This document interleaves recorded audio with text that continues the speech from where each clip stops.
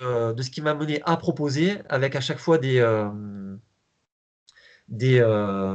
pistes pour les collègues ou des alternatives en fonction pour qu'ils adaptent les propositions à leur contexte.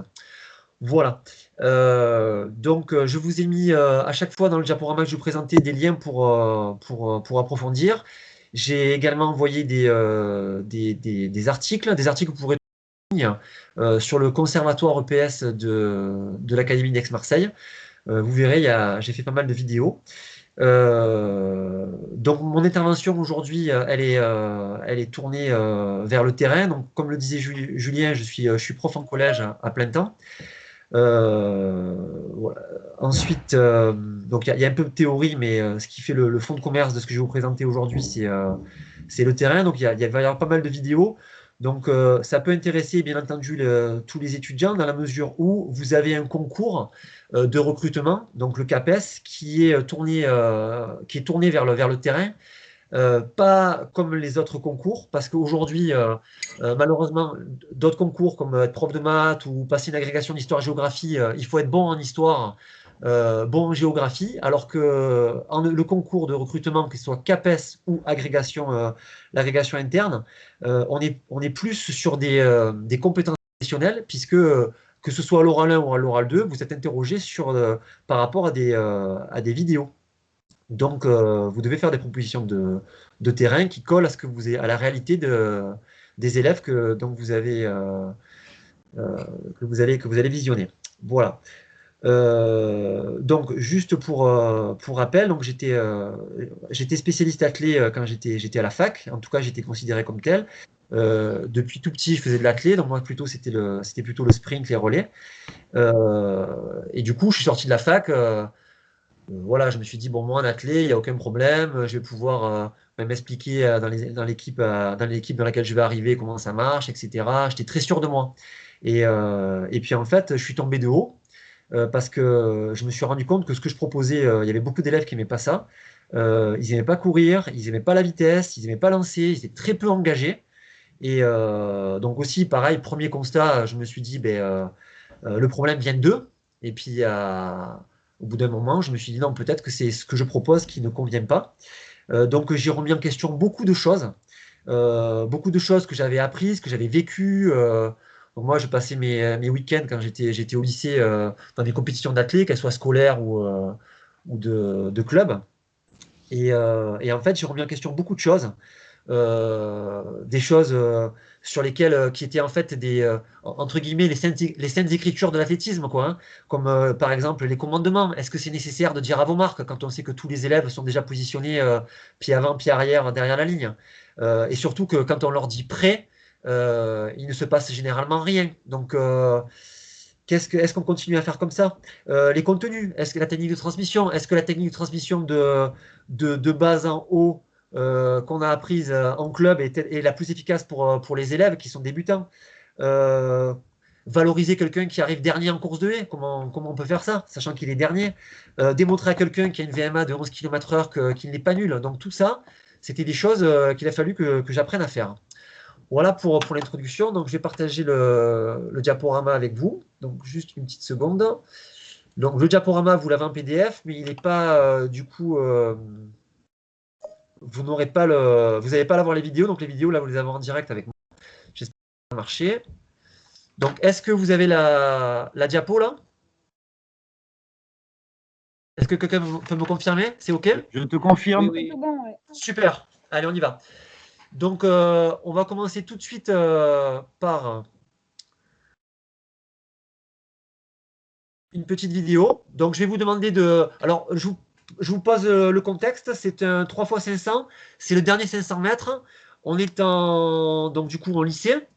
Et je vous laisse regarder. Donc, on a un élève, celui qui termine premier. Il a couru en peloton pendant le premier de 150 mètres. Et à la fin, il fait une grosse accélération. Voilà, c'est le contexte.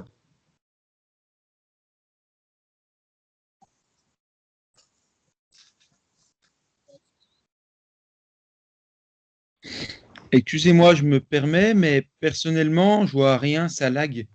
Ça bug pas mal, en fait. Je sais pas si c'est un problème de connexion personnelle, mais ça fait ça généralement sur Teams. Ouais, les vidéos, elles ne fonctionnent pas sur Teams.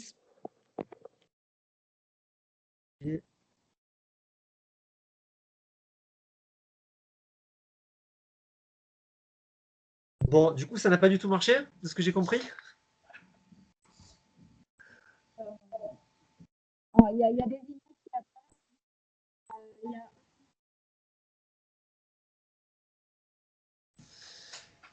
Est-ce que je peux cocher une option pour que la visualisation de la vidéo soit plus fluide? Si quelqu'un Non. connaît bien le logiciel Teams. on peut, si toi tu puisses apporter en fait et ce que tu voulais faire. Et on a fait ça les vidéos sur le site académique en PGS avec PowerPoint. Ouais, je suis désolé, j'ai rien entendu. Donc je disais en fait les vidéos elles passent totalement de patience en fait puisqu'on n'a pas la qualité de l'image. Donc C'est encore pire. Hein. Ouais. J'entends rien, je suis désolé. Il faut réduire la taille de la vidéo. Ah, Il faut alors, la réduire. ok. Alors, si je diffuse le... Alors, tac, on va faire autrement. Je vais partager mon écran sur... je ne mets pas en diaporama.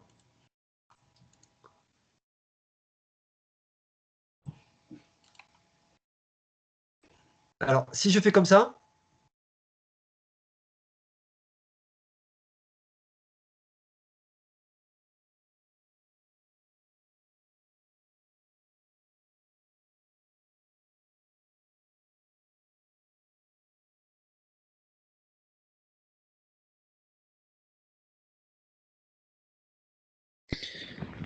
Personnellement, c'est pas beaucoup mieux. D'accord. Bon. Ok, bon, je vous décris. Donc, on est sur un 3500 mètres. On a un élève qui termine le 500 mètres avec une grosse accélération. La dit à tous les... dit au premier, elle dit « Waouh, c'est super !» Elle applaudit. Et ensuite, on a des élèves qui arrivent deuxième, troisième, quatrième, donc dans l'indifférence la plus totale de la professeure stagiaire. Est-ce que ça va pour le contexte? Donc, à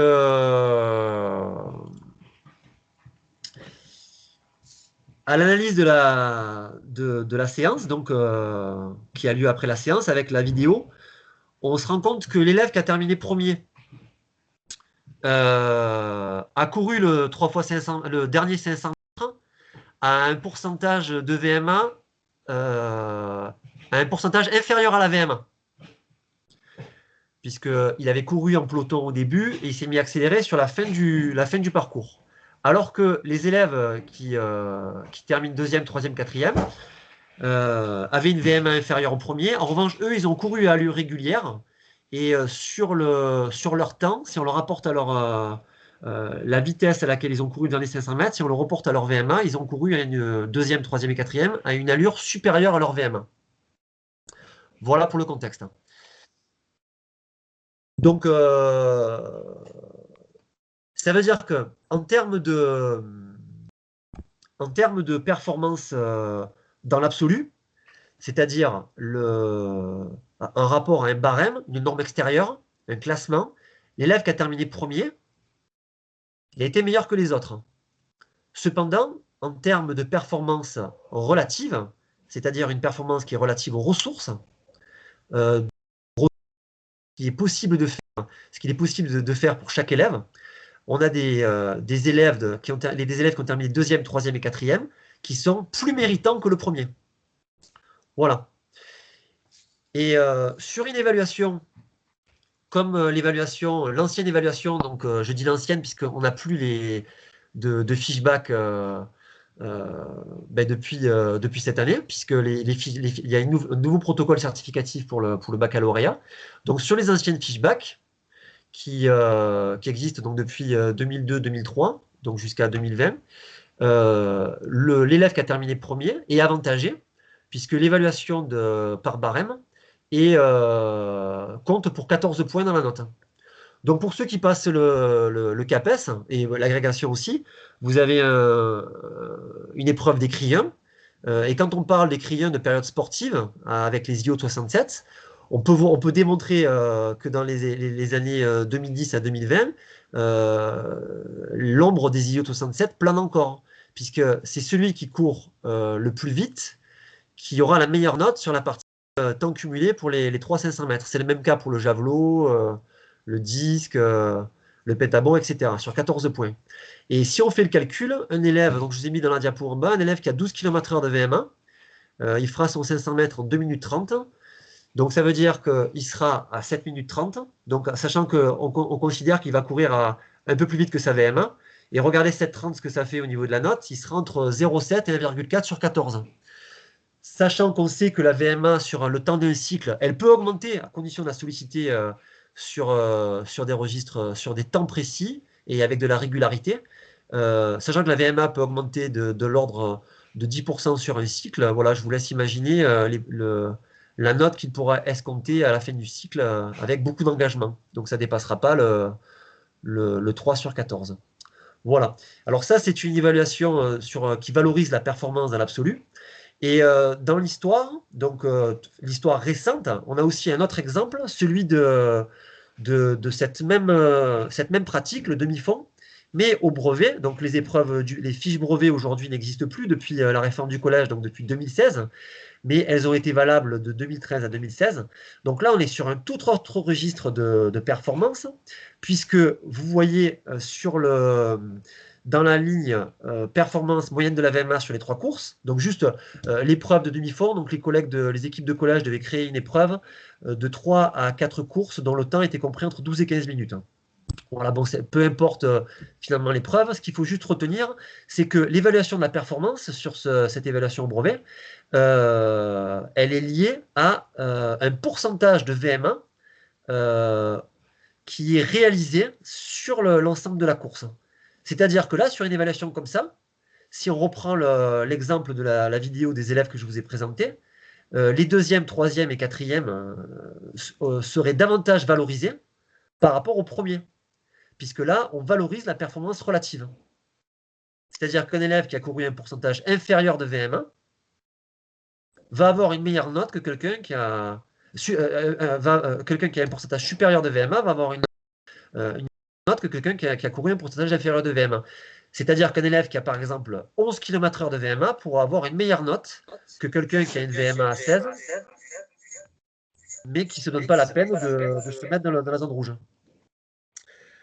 Voilà.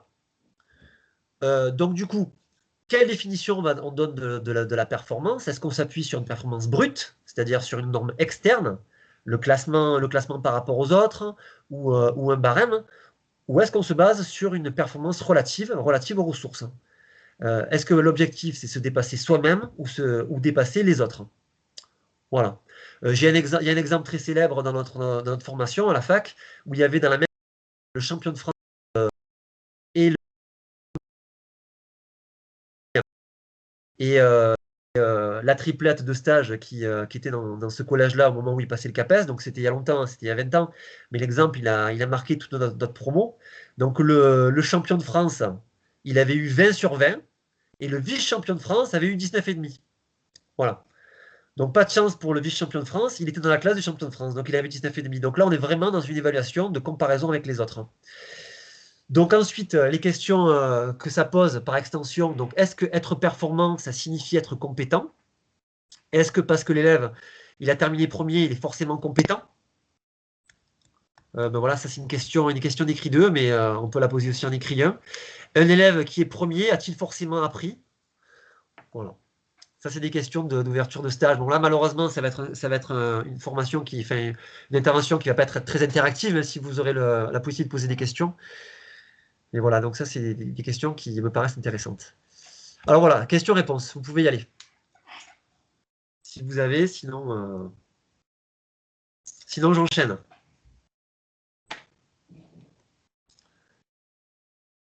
Les questions peuvent être les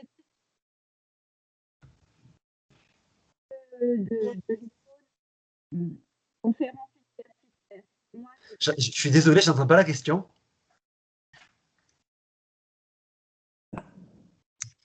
non, je disais aux collègues, à défaut du chat qui ne fonctionne pas, vous pouvez Oui. éventuellement poser les questions dans l'icône conversation qui se trouve au niveau de l'équipe conférence universitaire et moi, je pourrai les relayer. Super. Bah, du coup, ok, très bien. Donc, on attend la deuxième diapo question-réponse, Laetitia, ça te va? Oui, tout à fait. Ok, alors j'enchaîne.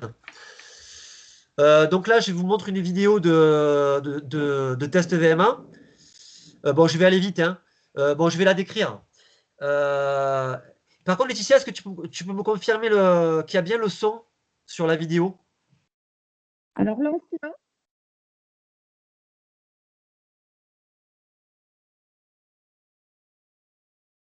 Ah, là, j'entends rien. Il y a bien le son? Non, on n'entend pas Ghislain et en plus l'image est vraiment séquencée. Donc du coup, je pense qu'il faut complètement oublier les vidéos, malheureusement. Les exploiter sans les voir, c'est compliqué, mais on pourra les mettre sur le site EPS académique. Donc c'est intéressant quand même que tu puisses les expliciter. Ok. Et alors, attends. Et tout à l'heure, quand j'ai mis le diaporama en petit, c'était pas mieux au niveau de la vidéo, hein, c'est ça? Non. Ok. Bon, tant pis. Ok, bon, ben, je décris. L'adaptation, tu l'as dit tout à l'heure, tu vas être trop fort sur l'adaptation. Bravo. Oui, oui, ben, je m'adapte, ouais, pas de souci. Alors, il y a aucun problème. Donc, alors, du coup, sur cette vidéo de test VM1, bon, là, c'est un test que j'apprécie pas trop, hein. L'objectif, c'est pas vous démontrer l'intérêt de ce test. C'est le test aller-retour navette, test léger bouché. Je crois qu'il s'appelle comme ça. Donc, aller-retour sur 20 mètres. Donc, toutes les 2 minutes, je crois, on augmente la vitesse. Donc, le bip, le temps entre les bips, il diminue au fur et à mesure du test. Donc, qu'est-ce qui se passe? Les élèves, ben, au fur et à mesure, ils sont censés aller au bout d'eux-mêmes. Et quand ils n'en peuvent plus, le dernier palier qu'ils ont validé, ça correspond à MA qui sera ensuite individualisé. Ce test VM1, généralement, quand je fais des stages qui sont sur le demi-fond avec les collègues, donc j'en ai fait à peu près, j'ai dû faire une trentaine de stages là depuis une quinzaine d'années. Et bon, je fais de moins en moins de pratiques dans mes stages, juste pour info, parce que il y a des collègues qui participent de moins en moins. Et puis je trouve que le sens du métier, il est quand même plus dans l'élaboration des situations, etc. Et peut-être un peu moins dans la pratique, parce que la motricité des adultes n'a absolument rien à voir avec la motricité des enfants. Voilà, donc dans mes stages, juste, je fais une petite digression, je fais de moins en moins de pratiques, et par contre, il y a de plus en plus de vidéos et de temps de réflexion commun.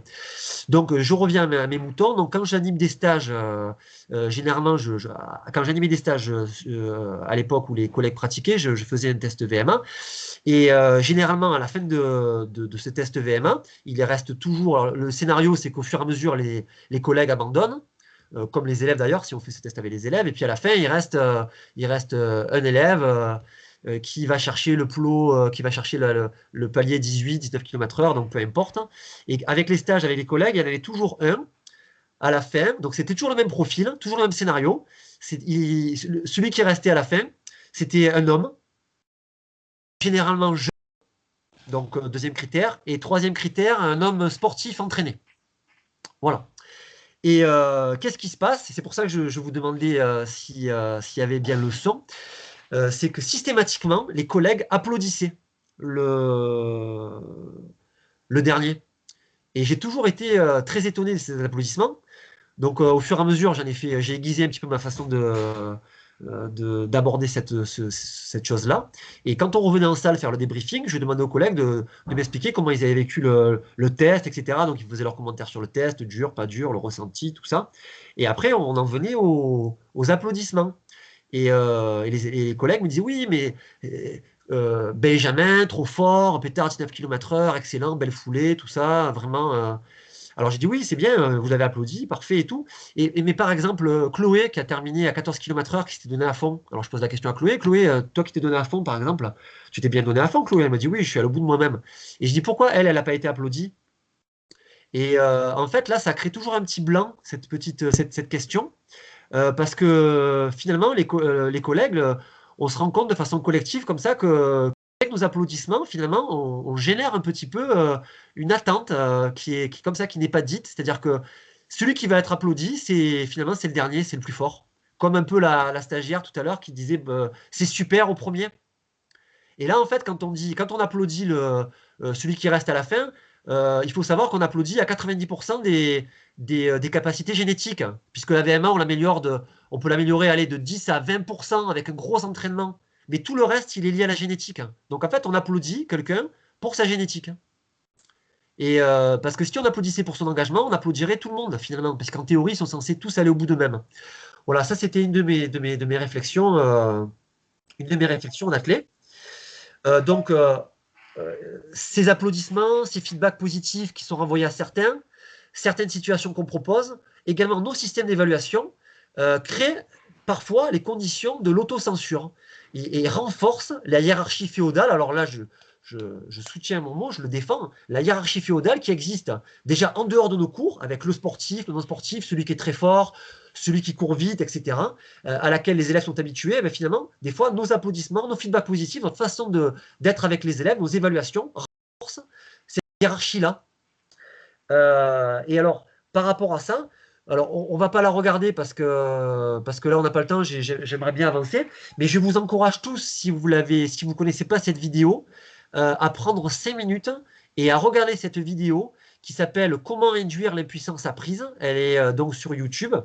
C'est une vidéo où on a une formatrice qui induit artificiellement le sentiment d'échec dans sa classe, sur une moitié de la classe, où elle crée artificiellement les conditions de l'échec. Et en fait, les élèves qui vont être en échec vont se sentir complètement désengagés. Et ce qui est super intéressant à la fin de cette vidéo, c'est se rendre compte que ces élèves-là, chez qui on a créé artificiellement le sentiment d'incompétence, eh ben, qu'est-ce qu'ils vont faire? Eh ben, ils ne vont pas s'engager sur le dernier exercice qui était pourtant à leur portée. Il était facile, mais ils ne l'ont pas fait. Pourquoi? Parce qu'ils se sont sentis nuls, parce que le prof a créé les conditions chez eux, de façon artificielle, un sentiment d'incompétence. Voilà. Donc là, on pourrait se dire, tiens, le mot compétence, sentiment de compétence, si on bascule sur une évaluation par compétence, eh bien bingo, on va créer chez tous nos élèves le sentiment de compétence. Alors voilà, ça c'est une première analyse qu'on pourrait faire. Donc là, je vous invite à passer à voir la diapo suivante. Donc, est-ce que l'évaluation par compétence pourrait finalement dépasser ce problème-là? Donc là, voilà, c'est un exemple d'évaluation par compétence qui pour moi est une impasse. Donc, vous avez un peu une réponse à ça. Non, l'évaluation par compétence ne contourne pas forcément le problème, parce que malheureusement, dans les productions qu'on voit, dans la revue EPS, ou même dans la revue AEPS, des fois, bon là, je crache un peu dans la soupe, mais j'argumente, il y a des collègues pour lesquels j'ai dit que j'étais pas trop d'accord avec eux, mais je l'ai écrit, je me suis excusé par avance, je les ai contactés par mail, etc. Mais quand je vois, par exemple, une évaluation par compétence dans le domaine 1, qui est indexé à une performance brute, comme là par exemple un élève, au plus il lance loin, au plus il est compétent, ben là je dis non. Je dis là, on peut avoir des élèves par exemple qui vont avoir une maîtrise insuffisante parce qu'ils ont 10 km/h de VM1. Mais s'ils ils ont 10 km/h de VM1, ce n'est pas leur faute. Et c'est pas l'école ne doit pas évaluer ça. Au contraire, l'école doit évaluer autre chose. Le fait qu'il ait progressé, le fait qu'il soit engagé, le fait qu'il ait appris, le fait qu'il soit devenu compétent dans la gestion d'une allure qui est proche de sa VM1. Et donc là, on est loin d'une évaluation où on va strictement se concentrer sur un niveau de performance. Donc non, l'évaluation de compétences, quand elle est mal faite, eh ben, elle peut continuer à générer de l'impuissance apprise. Voilà. Là, pour moi, c'est médiocre ça. Un autre exemple, donc, bon là, j'appartiens à un groupe qui s'appelle le groupe de l'AEPS. Et comme le disait Julien tout à l'heure, donc avec une revue qui s'appelle la revue Enseigner l'EPS. Donc bon, j'ai fait un peu de pub, l'adhésion elle est à 40 €. Et puis si vous êtes abonné, du coup, vous recevrez la revue. Et puis vous aurez droit à télécharger des articles en ligne. Donc je vous encourage à le faire, vous qui passez le concours. pour l'écrit 2, pour vous faire une culture aujourd'hui des thématiques qui sont un petit peu qui créent un petit peu des discussions en éducation physique. Aujourd'hui, il y a plein aujourd'hui de débats et c'est intéressant d'investir ces débats, positionner et dans une copie d'écrit 2 ou un oral, montrer que vous avez du recul, comme ça, que vous vous positionnez, que vous êtes au courant des débats, c'est bien pour vous. On demande, dans le rapport des jurys de l'année dernière en écrivant au CAPES, on demande aux étudiants d'investir, je crois que c'est le rapport des jurys d'il y a 2 ans, d'investir les thématiques qui frissonnent en EPS. Et on est en écrit 1, là, on n'est pas en écrit 2. Hein. En écrit 2, bien entendu, c'est une des choses qui est demandée. Et à l'agrégation, on demande d'avoir un esprit critique, du recul, de montrer l'enseignant que vous êtes. Donc, vous avez des espaces comme ça, dans une copie ou dans un oral, pour pouvoir justement montrer comment vous positionnez par rapport à les débats actuels pour lesquels vous êtes au courant. Donc, vous montrez que vous êtes au courant. Donc là, je repars sur mon exemple. Là, c'est un groupe qui appartient à l'EPS, c'est le groupe EPIC, qui s'appelle Évaluation par indicateur de compétences. Donc, j'avais fait une réponse à cet article où, vous voyez, donc, ce sont des collègues qui ont mis un mot-clé de leur article à la réussite de tous. Et pourtant, dans leur évaluation, qui est une évaluation par compétence, donc il y a le 1, le 10, le 100, le 1000. Donc, on pourrait dire que c'est insuffisant, fragile, satisfaisant et expert. Ben, vous voyez, dans le score PLO, pour le score 1, donc pour avoir 1, donc c'est insuffisant, vous avez une distance minimale à faire pour entrer dans l'expert. Il faut faire plus de 2900 mètres. Hein.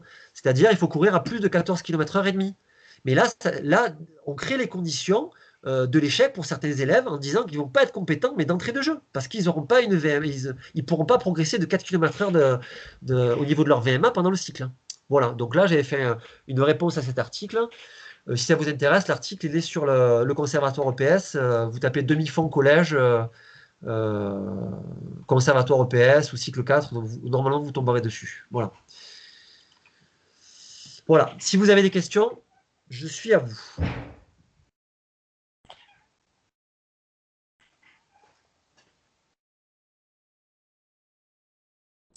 Pas de questions? Oui, bonjour, j'ai une question. Oui.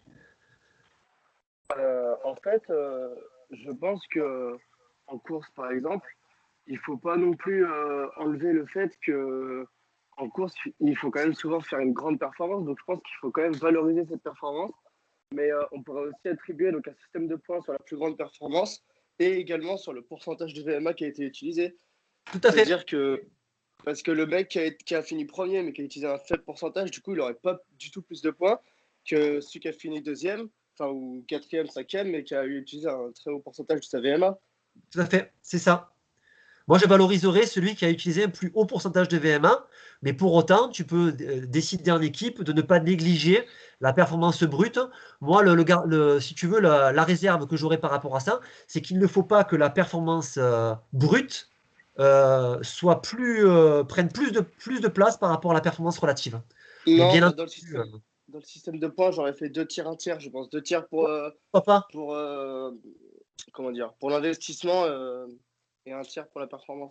Pourquoi pas? Ok. Après, tout ça, c'est des choses à débattre en équipe, voir ce sur quoi vous mettez d'accord. Et après, le plus important, c'est définir un parcours de l'élève avec des évaluations communes qui soient en 6e, 5e, qui soient en 6e C ou en 6e D, qu'il ait la même façon d'être évalué sur la même forme de pratique et avec la même évaluation. Et ça, je peux vous dire que c'est pas gagné quand on est en collège ou en lycée de parler d'une même voix quand on est dans une équipe. D'accord, merci. Une autre question? Oui, moi j'avais une autre question, s'il vous plaît, pour rejoindre la question d'Augustin. Si on part sur le principe qu'on évalue l'augmentation de la VMA, est-ce qu'on ne prend pas un peu le risque que l'élève fasse volontairement une VMA beaucoup plus faible en début de séquence pour avoir une évaluation importante? C'est une très bonne question et je te remercie de l'avoir posée. Donc là, si tu veux, c'est une question qui est relative à l'estimation du potentiel des élèves. Je vais y venir dans le diaporama. Bien entendu, il faut que l'estimation du potentiel soit fiable. Et je vais te répondre tout de suite par rapport au test VMA. Un test VMA, il a été démontré que les résultats ne sont pas fiables, même quand il concerne des sportifs de haut niveau, donc à des sportifs de haut niveau pour qui, donc du coup, pour lesquels le sport, c'est leur métier. Et donc, il y a la revue Sport et Vie, qui est une revue très intéressante, qui avait fait un dossier sur ça il y a quelques années, et qui montrait que sur le même test, à 1 mois d'intervalle, on avait des écarts de 1 à 2 km/h sur le test. Alors que, pour lesquels, des athlètes pour lesquels on ne peut pas faire un procès d'intention quant à leur motivation. C'est leur métier, il faut qu'ils se donnent à fond. Donc, vu qu'on a cette variabilité-là chez des sportifs de haut niveau, forcément, on a ces variabilités-là chez des élèves qui n'ont pas envie, qui ont envie de calculer leur investissement, etc. Et j'en suis tout à fait conscient. Donc, moi, quand je fais un test VMA, le résultat du test VMA, c'est la VMA du test. Ce n'est pas la VMA qui va servir de support à l'évaluation. Parce que pendant tout le cycle, les élèves, je ne vais pas les lâcher des yeux, et j'ai plein de critères d'observation que j'aurai l'occasion de détailler du VMA, pour finalement, leur VMA du test, la faire évoluer. Et ils vont passer d'une VMA du test à une VMA validée. Et d'ailleurs, si vous avez la curiosité d'aller voir mes fiches d'évaluation, mes fiches d'entraînement qui sont sur le Conservatoire EPS, j'ai mis tout le déroulé de mon cycle, vous verrez que sur chaque fiche, au début, il y a marqué VMA du test, et au fur et à mesure du cycle, il y a marqué VMA validé par le prof. Parce qu'il faut qu'il passe. Parce qu'un élève, par exemple, qui fait un 3 x 3 minutes en 4e séance, par exemple, à la fin du 3 x 3 minutes, il arrive et il n'a pas une respiration, sous vos yeux, il n'a pas une respiration ample et audible, c'est que l'élève vous a pris pour un Américain pendant le test. Et ça, quand on est prof avec de l'expérience, on le voit tout de suite. Donc, du coup, l'élève, vous allez lui dire, oh, tu n'as pas une respiration ample et audible, alors on ne va pas lui dire comme ça, hein. Dire, c'est pas ta VMA à laquelle tu cours là. Hein. Donc, du coup, on augmente à +2, +3. Et d'ailleurs, sur les fiches avec mes élèves, je mets des petits coups de blanco et les cibles, je les augmente. Voilà.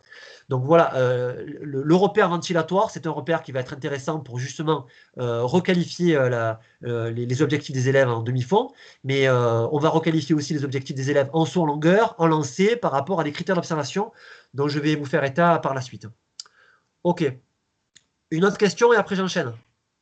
S'il y a. Pas d'autres questions? Ok, cool, j'enchaîne. Donc, du coup, là, je vous ai fait un petit schéma pour marquer un peu les esprits. Voilà, ça, c'est le cas d'une évaluation avec une norme externe, donc avec un barème. Donc, par exemple, on a des élèves qui sont très loin de l'objectif. Ils pourront jamais être en maîtrise satisfaisante ou experte parce qu'ils sont trop loin de la cible qui est donnée par le prof. Et on a aussi des élèves qui, sans travailler, ils sont déjà au-dessus du lot, avec des élèves qui, par exemple, avec des cas, par exemple, au lycée ou au lycée pro, où des élèves ne font pas le cycle, ils sont absents, et ils viennent le jour de l'évaluation, et ils ont une super note, parce que de toute façon, sans s'entraîner, ils font 1,30 à chaque 500 mètres. Donc, un quart des élèves pour qui c'est inutile de venir en cours. Et alors, du coup, ça, c'est pas l'éducation physique que j'aime. L'éducation physique que j'aime, c'est celle-là. C'est que tout le monde ait un objectif, donc avec une performance relative, où même les élèves qui sont d'entrée de jeu décrétés comme ou reconnus en tant que très bons élèves, ben, eux aussi, ils ont des objectifs. Il va falloir qu'ils se sortent tous les mains des poches. Je vous dis ça parce que je suis poli, pour réussir. Voilà. On enchaîne. Donc, pas de questions. Donc, atteindre sa cible. Donc, chaque élève a une cible. Chaque élève a un objectif individuel ou collectif. Alors, j'ai dit collectif parce que j'inclus le relais. En termes de temps, de distance, de points. L'atteinte de cet objectif garantira 2 choses. Donc, l'élève s'est donné à fond. Et en plus, il maîtrise un contenu. C'est-à-dire qu'il a appris. Donc, ça, c'est 2 choses qu'il faudra retenir. Donc, tout à l'heure, quand l'intervention du collègue qui disait oui, il faut que l'élève il faut à la fois qu'il y ait de la performance relative et de la performance absolue. En fait, j'ai pas besoin de la performance dans l'absolu. Pourquoi? Parce que vu que sa cible, elle a été bien, enfin, de mon point de vue, elle a été bien réalisée, bien adaptée à l'élève en question. S'il atteint sa cible, ça veut dire qu'il s'est donné à fond et en plus, il a appris. Voilà, donc on a du 2 en 1, on n'a pas besoin de faire une différence dans le domaine 1 entre évaluation entre guillemets, de ce qu'on appelait avant la performance et la maîtrise d'exécution. Alors ces deux concepts, ils ont été repris d'ailleurs pour info dans le nouveau protocole certificatif du bac, puisque les évaluations du baccalauréat, l'évaluation de la FL1, acquisition de fin de lycée, 1 qui ressemble au langage du corps domaine 1 en collège, qui est sur 12 points pour le bac, ok.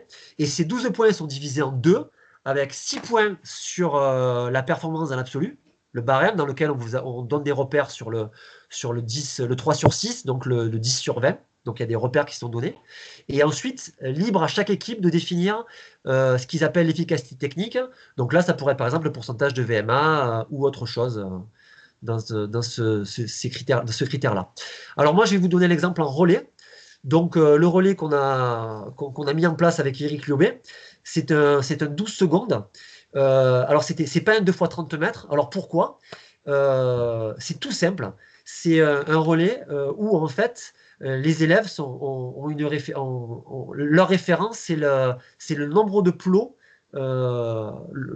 franchis en 12 secondes. Pourquoi? Pour simplifier le feedback. Parce qu'en fait, on s'est rendu compte, de façon très simple, sur le terrain, qu'un élève, par exemple, avant, je faisais du 2 x 30 mètres. On avait on avait Chloé qui devait donner à Cassandre, par exemple, et qui devait faire leur cible sur 2 x 30 mètres. C'était par exemple 10 secondes 30. OK? À la fin de leur 2 x 30 mètres, elles ont fait 10 x 10 secondes 30, elles arrivent et elles font 12 secondes 90. OK. Donc, je vous laisse calculer. Donc une fois qu'on a fait le calcul, on a soustrait 10,30 à 12,90. Donc évidemment, il faudra leur rappeler leur cible parce qu'elles ont oublié. Il faudra faire la soustraction. Elles vont vous dire, mais monsieur, 12,90, c'est mieux. Alors je vais leur dire non, c'est moins bien. Parce que pour faire plus en athlée, il faut faire moins en fait. Et là, les petits sixièmes, déjà, on les a perdus. Parce qu'on manipule des données qui sont abstraites. Alors l'élève, comme on a un peu d'autorité, il va vous dire, oui, oui, j'ai compris. Mais en fait, il n'aura rien compris. Parce que oui, en fait, en athlée, pour faire plus, il faut faire moins avec un temps. Donc, si on doit faire 10-30, il faut faire moins que 10-30 pour que ce soit très bien. Et ça, un élève de 6e, il ne le comprend pas.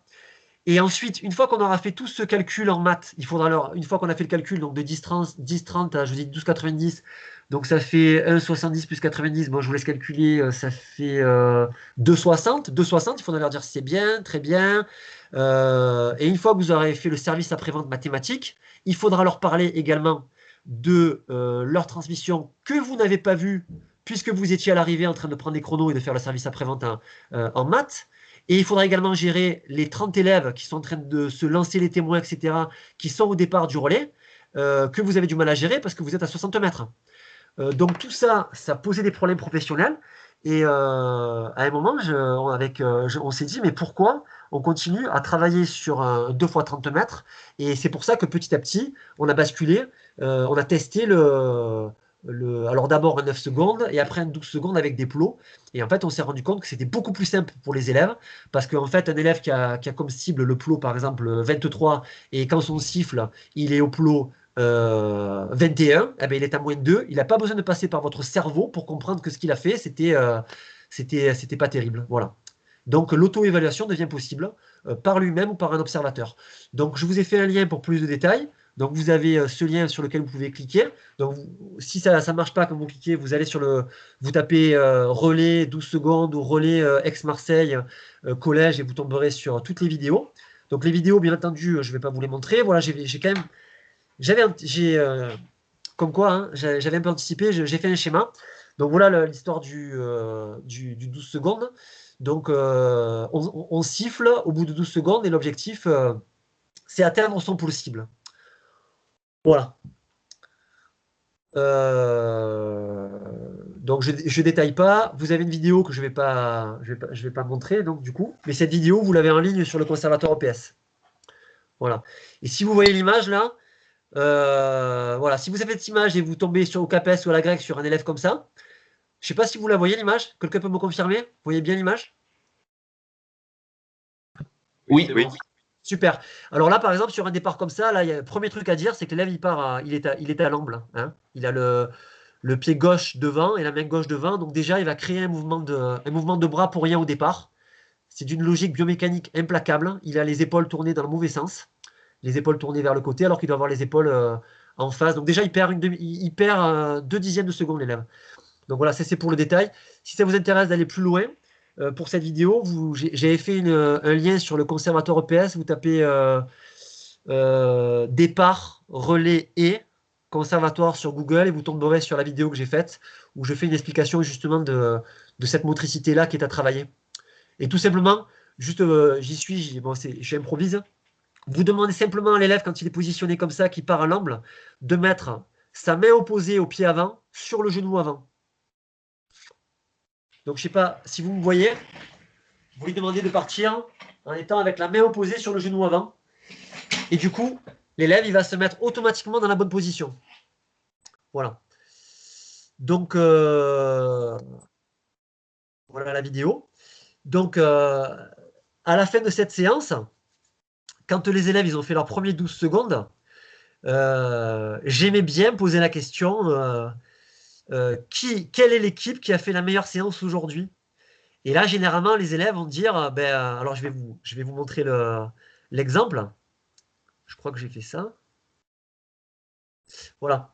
Donc là, vous voyez, les élèves, ils ont alors à l'époque, vous voyez, ça c'est un document d'époque. J'appelais pas ça encore la perf cible, on appelait ça la perf théorique ou vitesse théorique. Donc là, par exemple, l'équipe qui a fait la meilleure performance, vous voyez, alors ce qui est marqué en noir là, c'est les performances réalisées par les élèves en séance 2. Donc l'équipe qui a réalisé la meilleure performance, ce jour-là, vous voyez, c'est 22 km, 23. Alors ouais, alors du coup, c'est pas un bon exemple, j'avais pas vu celui-là. 23. Alors on va dire 23. Donc il est à moins 0,5 de sa perf cible. Donc ça, c'est aussi bien que vous voyez la première équipe Théodore, Vincent, Julien, ils sont à 17,5 et ils ont fait 17. Vous voyez? Parce que les élèves, d'entrée de jeu, on ne va pas les centrer sur la performance réalisée, mais plutôt sur le différentiel qu'il va y avoir entre la performance réalisée et leur performance cible. Et à ce titre, l'équipe de Thomas, Quentin, Amandine, donc quand C donne A, par exemple, donc C à A, c'est Quentin qui donne à Thomas. Ils ont fait 21 km/h. Alors 21 km/h dans l'absolu, c'est une performance qui est élevée par rapport aux autres haute performance de la classe, mais ce n'est pas une bonne performance relative dans la mesure où ils sont à moins 3, parce qu'ils ont 24 de perf cible. Voilà. Donc,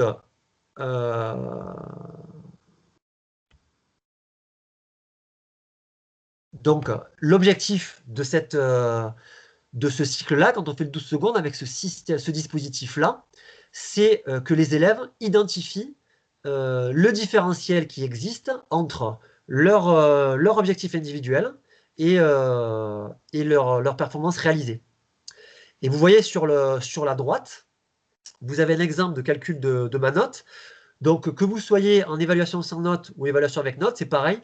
Donc, sur nos évaluations, là, selon nos classes, on avait anticipé la transition. Donc, c'est comme les collègues là, des anciennes générations qui ont connu le passage du franc à l'euro. Pendant 3-4 ans, il y a eu une transition sur les prix des objets. On avait le prix en francs et le prix en euros. Voilà, nous, dans l'évaluation, dans nos fiches, on a gardé les deux. Bon, il faut savoir juste pour la petite histoire, nous au collège cette année, on est passé sur toutes nos fiches, on est passé sur une évaluation sans note. Voilà. Donc là, les élèves, par exemple, s'ils sont à moins 5, eh ben, ils sont dans le jaune. Ils sont en maîtrise fragile. C'est-à-dire que l'élève, il n'a pas appris, on considère qu'il n'a pas appris. Par contre, un élève qui a transmis le témoin, qui a reçu le témoin, le receveur à pleine vitesse, normalement, il devrait atteindre l'équipe devrait atteindre sa cible, le receveur devrait atteindre la cible au moment du coup de sifflet. Donc, il sera en très bonne maîtrise s'il atteint sa cible ou s'il est à moins 1. Voilà. Quand je dis une évaluation simple, le mot simple, c'est pas un mot qui est comme ça, qui est balancé en l'air. C'est un mot pour lequel j'ai une définition simple. Ça veut dire l'élève n'a pas besoin du prof pour comprendre sa note. Et ça, c'est un gain de temps qui est exceptionnel. Si vous n'avez pas en tant qu'enseignant à assurer le service après-vente de votre note, ça vous libère un temps précieux pour faire quoi? Eh bien, pour leur parler de leur motricité et du coup vous concentrer sur les apprentissages. Pour avoir observé des dizaines de séances de professeurs stagiaires, c'est compliqué pour certains collègues de différencier la fonction d'animateur et la fonction de professeur. Une fois que les élèves sont en activité et qu'ils se régalent à faire du 12 secondes et tout parce qu'ils ont compris, ils enchaînent, etc., le boulot ne s'arrête pas là. Donc là, je dis ça pour les étudiants.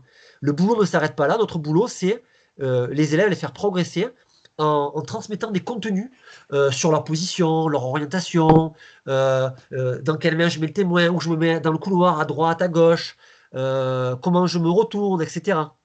Où est-ce que je place ma marque, est-ce que je dois l'avancer, la reculer, voilà. Donc, cette année, au jury, la présidente de l'agrégation interne, donc qui s'appelle Véronique Éloiroux, qui est aussi la doyenne de l'inspection générale, a dit une phrase qui a retenu mon attention et je la trouve, elle est très simple, mais elle est lourde de sens. Donc Véronique Éloiroux, qui est ancienne inspectrice, qui a fait des dizaines et dizaines d'inspections, qui dit qu'il faut rappeler que les professeurs sont des spécialistes des apprentissages des élèves. Donc, il faut juste se mettre dans le contexte de la forme de pratique, le 12 secondes. Une fois qu'on a créé cette forme de pratique, le 12 secondes, les élèves sont en autonomie, sont capables de s'auto-évaluer, etc. Mais le boulot ne s'arrête pas là. Les élèves sont là pour apprendre des choses. Voilà. Et si on peut se libérer du travail d'organisation avec une forme de pratique qui est simple, avec une évaluation simple, ça libère du temps pour le prof. Je vous donne un autre exemple sur lequel je me suis remis en question. Beaucoup d'articles dans la revue EPS, dans la revue AEPS ou sur le terrain, quand on fait des cycles de demi-fond, souvent, on donne des objectifs aux élèves en termes de pourcentage de VMA. C'est-à-dire, par exemple, on doit dire, ah ben voilà, là, vous devez courir à 90% de VMA, là, vous devez courir à 60%, là, on est à 110% de VMA. Alors, je vous laisse faire le calcul. Vous avez dans la classe des élèves qui sont à 10, à 11, à 12, à 13, à 14, à 15, à 16. Vous leur dites, allez, là, on va courir à 90% de VMA. Alors, 90% de VMA, soit vous faites le calcul à la place des élèves, soit vous avez un document à disposition sur lequel les élèves vont se reporter, etc. Mais tout ça, ça fait perdre du temps. Et moi, je pense que ce temps, on pourrait l'utiliser autrement. Donc, depuis des années, je ne parle plus de pourcentage de VMA, je parle en termes de VMA-1, VMA-2, VMA+, VMA-3. Comme ça, les élèves, ils n'ont pas besoin de passer par une feuille pour se mettre en activité. Ils savent que, par exemple, dans la séance suivante, si on court à VMA-3, eh bien, à chaque minute 30, ils devront courir, par exemple, s'ils ont une VMA à 12, ils devront courir à 9 km/h, par exemple. Et ils n'ont pas besoin de passer par mon cerveau ou par une fiche pour connaître leur objectif. Alors, vous allez me dire, VMA-1, oui, mais c'est imprécis, parce que VMA-1, pour un élève qui a 10 km/h, ça va être plus facile qu'un élève qui a 16, VMA-1, ça va être plus dur pour lui. Alors oui, je suis d'accord, c'est imprécis, c'est une limite de ce dispositif. Mais sachant que de toute façon, la valeur sur laquelle je me base, la VMA, elle est déjà imprécise, et puis elle dépend aussi de l'état de forme de l'élève, etc. Donc, de toute façon, c'est imprécis. Donc, je continue dans cette imprécision. C'est pas grave, je l'assume. Ça me fait gagner du temps à côté. Donc, cette limite-là, je l'assume. Et ça va me permettre, du coup, l'avantage de ça, de gagner du temps pour autre chose. Leur parler de la récupération, leur parler de leur motricité, comment ils doivent placer leur épaule, etc. Parce que ça augmente leur temps de pratique, tout simplement. Voilà. Donc l'EPS que j'aime, c'est qu'une EPS sous la notion d'effort est centrale. La performance, elle est toujours relative aux ressources. Donc là, quand je vous dis l'EPS est différente du sport, c'est quelque chose que je dis tout le temps à mes élèves et que je dis généralement aux parents. Donc c'est très simple. Il faut que vous soyez tous armés, je parle aux étudiants, pour que vous soyez capable de répondre très simplement à vos parents, vos copains qui ne sont pas dans le champ de l'EPS, c'est-à-dire prof de PS, c'est pas prof de sport. Alors comment moi je réponds à cette question? Je leur dis qu'en EPS, en sport, c'est très simple, tout le monde connaît, il y a 3 places sur le podium, la médaille d'or, la médaille d'argent et la médaille de bronze. Ça, c'est le sport. En EPS, il y a une médaille d'or qui est possible pour tous les élèves, à condition de se donner à fond et d'avoir appris. Voilà. Donc ça, c'est la différence entre le PS et le sport. Et cette définition-là, j'essaie de la faire vivre dans toutes les pratiques que je fais vivre à mes élèves, que ce soit dans le champ 1, le champ 2, le champ 3, le champ 4. Ils ont tous des objectifs individualisés. Et tous peuvent être, sont en capacité d'être en maîtrise experte dans le domaine 1, quel que soit le champ dans lequel ils sont. Voilà. Et ça, ce discours-là, il a d'autant plus de puissance et de force que vous le faites vivre dans toutes vos activités. Alors, je préfère dire pratique, hein. Peut-être que j'aurai l'occasion de m'exprimer là-dessus. Il aura d'autant plus de portée, ce discours, si vous le faites vivre dans toutes vos pratiques, le champ 4, le champ 1, le champ 2. Alors, c'est quoi la performance relative dans le champ 4? Bon, j'ai pas le temps de parler de tout ça, mais il y a de la littérature là-dessus. Alors, d'autant plus de force que vous le faites vivre dans différentes activités. Et également, et c'est le plus important, et là je m'adresse aux formateurs et aux collègues, il aura d'autant plus de force, ce discours-là, si c'est un discours qui est commun à tous les profs de l'établissement. Voilà. Si, par exemple, tous les collègues ont les mêmes outils, les mêmes formes de pratique, avec une même évaluation, c'est sûr que un élève, quand il arrive en 3e et qu'on lui dit eh ben, le résultat du match en sport co, c'est pas le nombre de paniers qui ont été marqués, mais c'est le nombre de paniers qui ont été marqués multiplié par le nombre de joueurs. Alors on fait ça au collège Cousteau. Dans notre collège, on multiplie le score final par le nombre de marqueurs. Pourquoi? Pour que tous les élèves soient intéressés par la marque. Si par exemple dans une équipe, on a un seul marqueur et il marque 18 points, et dans l'autre équipe, on a que 10 points qui ont été marqués, ça fait 10 à 18. Mais les 10 points, ils ont été marqués par 4 joueurs différents, le score final, ça sera 40 à 18. Alors il y a des collègues qui vont me dire oui, mais ça c'est pas du basket. Je dis non, je suis d'accord avec toi, c'est pas du basket de club. Par contre, c'est du basket scolaire du collège Cousteau. Et ce basket-là, ce sport co-là, ils le font dès la 6e. Et ils le font quel que soit le prof qu'ils ont. Ils le font en foot, ils le font en basket, ils le font en handball. Puisqu'on fait ces activités-là dans notre programmation. Et du coup, quand l'élève il arrive en 3e, il le sait. Il sait qu'il va jouer au basket comme ça. Parce que c'est un parcours cohérent de l'élève de la 6e à la 3e. Et il n'y a aucun élève qui va arriver en 3e en disant mais ça, c'est pas du basket. Voilà. Donc ce discours-là, l'EPS, c'est pas du sport, ça parle aux élèves, ça parle aux parents. Et quand je dis sur les bulletins, c'est souvent les collègues quand ils me disent ouais mais c'est pas de l'athlé s'il n'y a pas de barème, etc. Je réponds aux collègues en disant mais est-ce que sur les bulletins tu vas dire c'est le meilleur de la classe parce qu'il a sauté le plus loin? Non, on met jamais ça dans les bulletins. Dans les bulletins, on parle d'effort, on parle d'investissement, on parle d'engagement. Donc il faut que notre évaluation elle soit cohérente avec nos appréciations. Voilà. Donc ce discours de performance cible, ben, on se rend compte que l'élève est davantage engagé.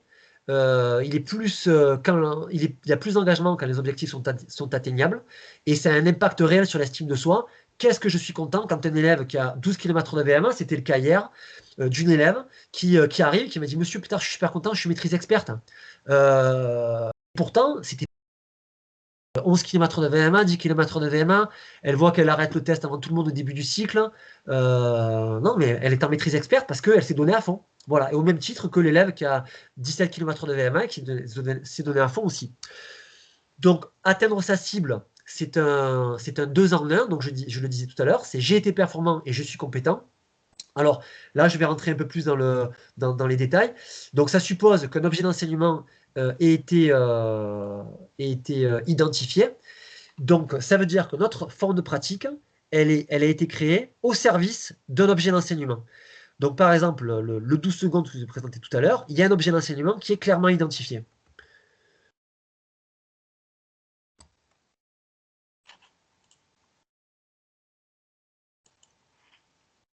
Donc là, j'ai une question, Ghislain. Oui. Allez. Quelques questions, si tu le veux bien. Oui, je veux bien. Merci. Alors, la première, N'entends rien. N'entends rien.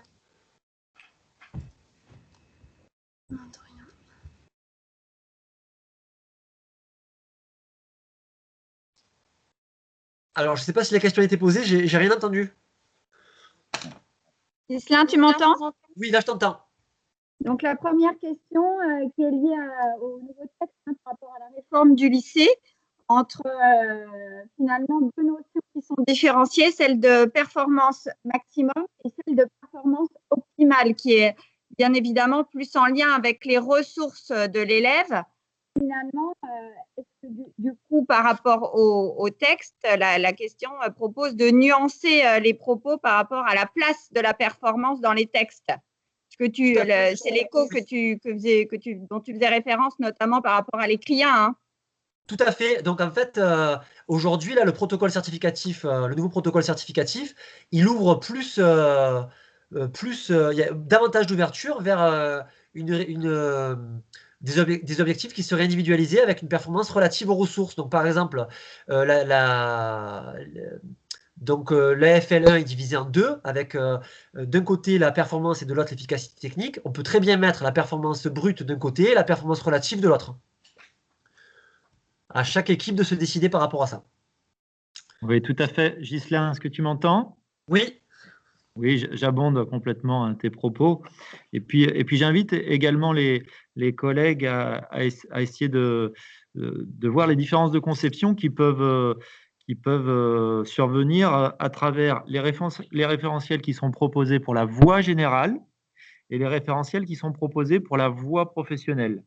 Actuellement, là, dans la voie générale au baccalauréat, on a toujours, comme tu l'expliquais bien tout à l'heure, une norme externe avec une performance brute et un seuil de performance qui est identifié avec la note de 10 sur 20 qui est même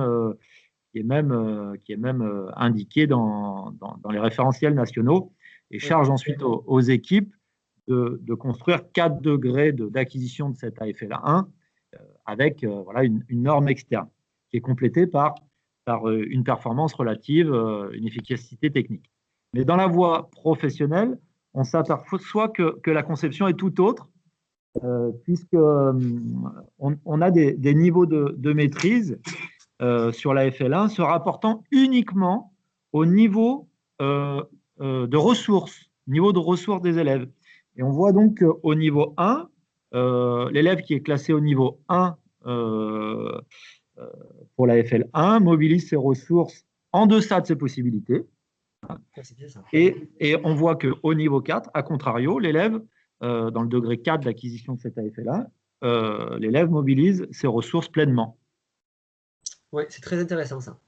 Pour abonder les propos du collègue et ce que tu disais. Excellent. Entendu, merci.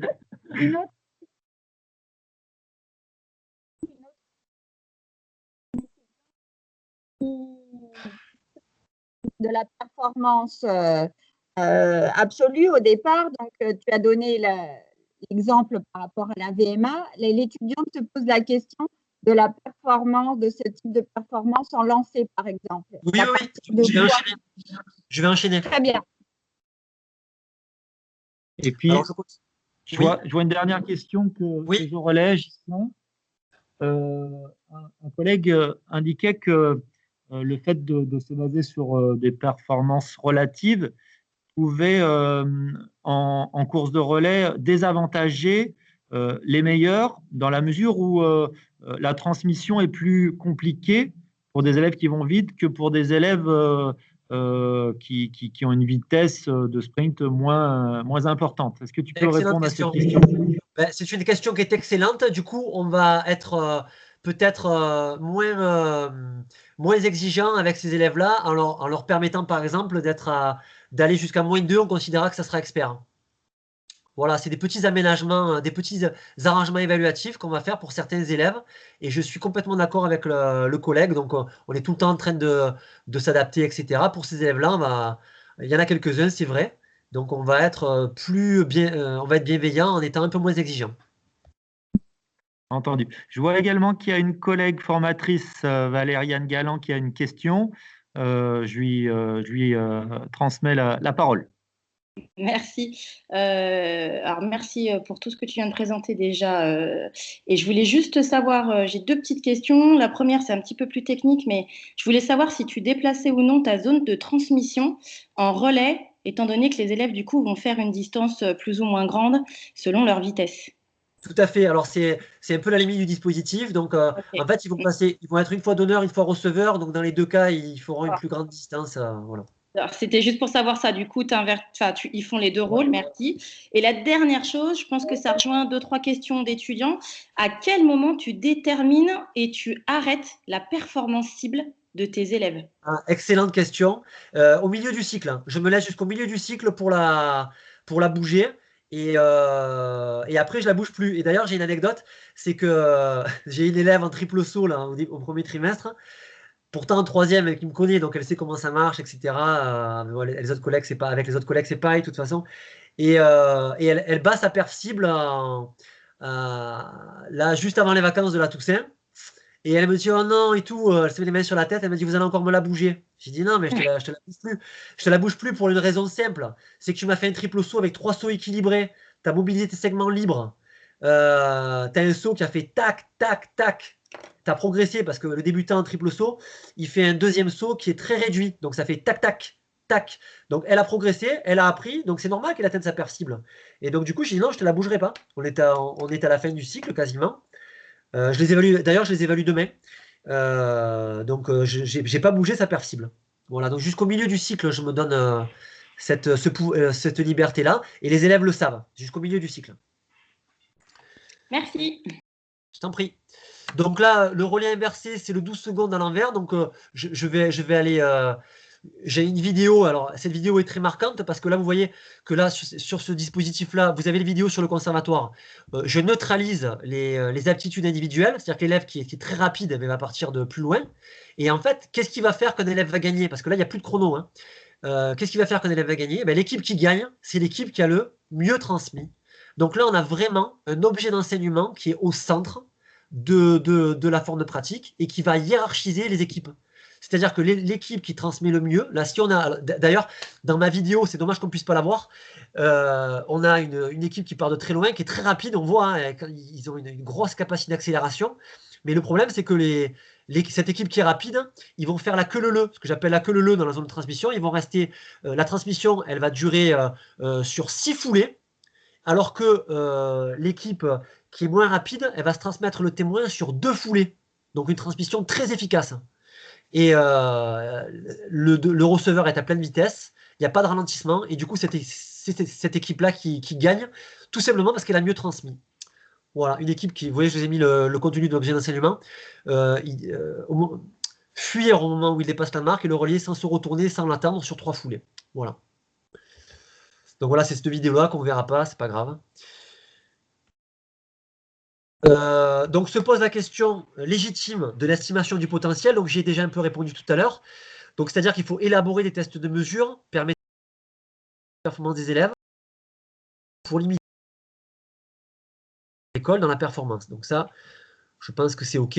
Et donc se pose la question de la fiabilité du test de mesure. Donc en ce qui concerne le relais, on a mis en place 2 dispositifs de prise de performance afin de déterminer le potentiel de vitesse de chaque élève. Donc, c'est 6 secondes, départ arrêté, départ lancé. Vous avez les vidéos sur le conservatoire. Et là, effectivement, un élève qui a compris comment fonctionne l'évaluation, il peut dire je vais pas aller à fond, je vais en garder sous le pied, parce que je sais que comme ça, ma cible sera facile à atteindre. Bon, alors ça c'est une réponse, une réponse, je pense, intelligente de l'élève. Et c'est très bien parce que les élèves d'aujourd'hui, c'est les adultes de demain. Et s'ils sont malins, tant mieux, parce qu'ils inventeront des choses, etc. C'est eux qui paieront nos retraites plus tard. Donc c'est très bien. Mais nous, on est des enseignants, on est adultes, on anticipe ça. Donc on va contre-riposter par rapport à ça. Parce qu'on sait qu'il y en a qui peuvent, entre guillemets, tricher ou pas se donner à fond. Donc par rapport à ça, nous, on va mettre de l'enjeu, on va les mettre en compétition par exemple sur le 6 secondes. On va les faire répéter on va leur dire qu'on va les évaluer, par exemple. Alors, je ne suis pas un partisan de ça, mais de dire qu'on évalue, ça met un petit peu de pression, par exemple. Voilà. D'ailleurs, ça a été la posture d'une des fiches bac, d'ailleurs qui s'inscrit un peu en rupture avec la fiche bac du tout à l'heure que je vous ai présenté du 3x500.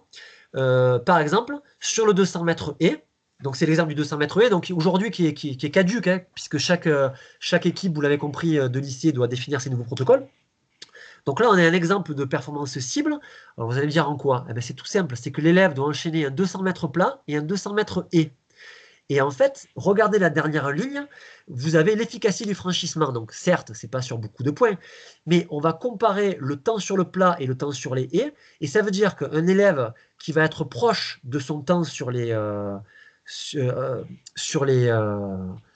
il n'y a pas trop de différence entre le temps sur le plat et le temps sur les haies, ça veut dire qu'il a une facilité dans le franchissement, qu'il a construit une motricité de franchissement qui lui permet de pas trop de perdre de temps par haie.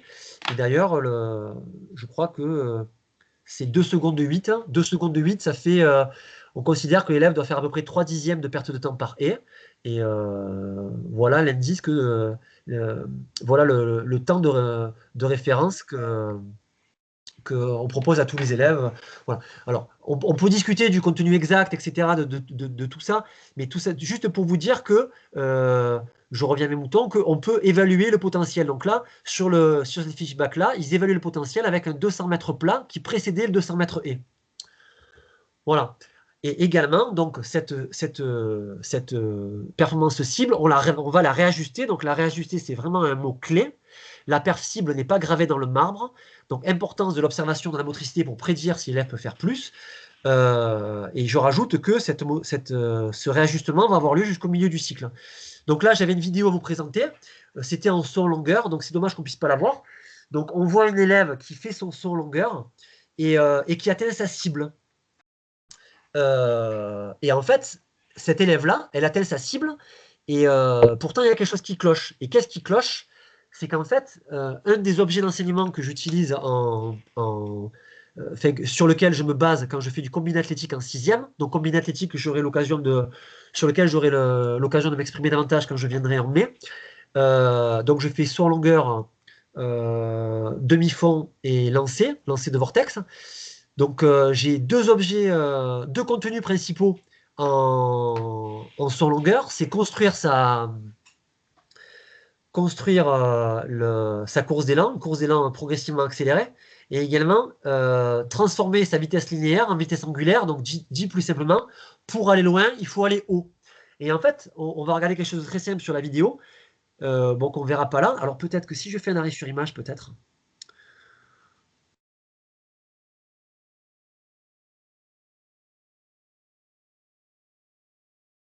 Est-ce que vous voyez l'image qui est arrêtée? Oui. Super. Alors, donc il y a une course d'élan qui est progressivement accélérée. Et en fait, ce qui m'intéresse de regarder, c'est la position de la tête par rapport... Ah, mais ça... On va revenir. Donc, je vais faire un arrêt sur image. C'est la position de la tête dans sa course. Mais il ne faut pas que je clique en fait, j'ai compris pourquoi, parce que en fait je suis en mode diaporama, donc je ne peux pas baisser, j'avais prévu une petite barre rouge. Donc en fait ce qui m'intéresse c'est avec la petite barre rouge, donc si vous avez à un moment, vous tombez à l'oral sur une vidéo sur du saut, vous avez l'outil objet horizontal et vous mettez l'objet horizontal sur la tête. Et en fait, vous allez comparer la position de la tête à la course d'élan et vous allez regarder la position de la tête pendant le saut. Et en fait, regardez, on voit la tête sur le dessin, elle est au niveau de la grille sur laquelle les élèves peuvent, de la grille qui fait la clôture du stade en fait. Et on va regarder au moment du saut. Au moment du saut, sa tête en fait, elle est toujours, je ne sais pas si vous voyez là, au moment du saut, sa tête est toujours au niveau de la grille. Et en fait, sur cet indicateur-là, qui est très simple, est-ce que la tête monte? La réponse est non. C'est-à-dire que sur le contenu, transformer sa vitesse linéaire en vitesse angulaire, c'est-à-dire pour aller loin, il faut aller haut, il faut que la tête monte. Pourquoi il faut que la tête monte? Parce qu'il faut qu'il y ait un angle d'envol qui soit autour des 20 degrés pour aller loin. Et là, malheureusement, si la tête ne monte pas, c'est pas bon. Donc, une élève comme ça qui atteint sa cible dès la 3e séance ou 2e séance, mais qui, pour laquelle vous observez que la tête n'est pas montée, dans ces cas-là, ben, vous réajustez sa cible à plus un plot, par exemple. Voilà un exemple de réajustement de cible. Donc tout à l'heure, j'ai donné un exemple sur l'essoufflement.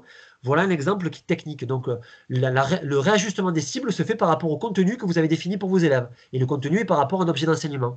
Là, l'objet d'enseignement, c'est s'organiser en créant des postures et des alignements qui vont aider à créer de la vitesse et à transmettre la vitesse. Voilà un exemple que je mets. Donc la vidéo, elle est, là, voilà la prise. Il faut une prise d'avance pour aller haut. Et là, je fais un exemple d'exercice. Donc, j'en fais plein d'exemples. Si je fais l'exercice du pompon, par exemple, où les élèves ils doivent venir toucher avec leur tête le dossard. Et alors, les élèves ils se régalent, ils passent au moins 10 fois chacun. Et sur cet exercice-là, on observe des transformations rapides des élèves. Voilà. Mais à condition d'avoir identifié ce contenu-là, c'est-à-dire pour aller loin, il faut aller haut. Et en centrant les élèves sur cet observable-là, qui est que la tête doit monter.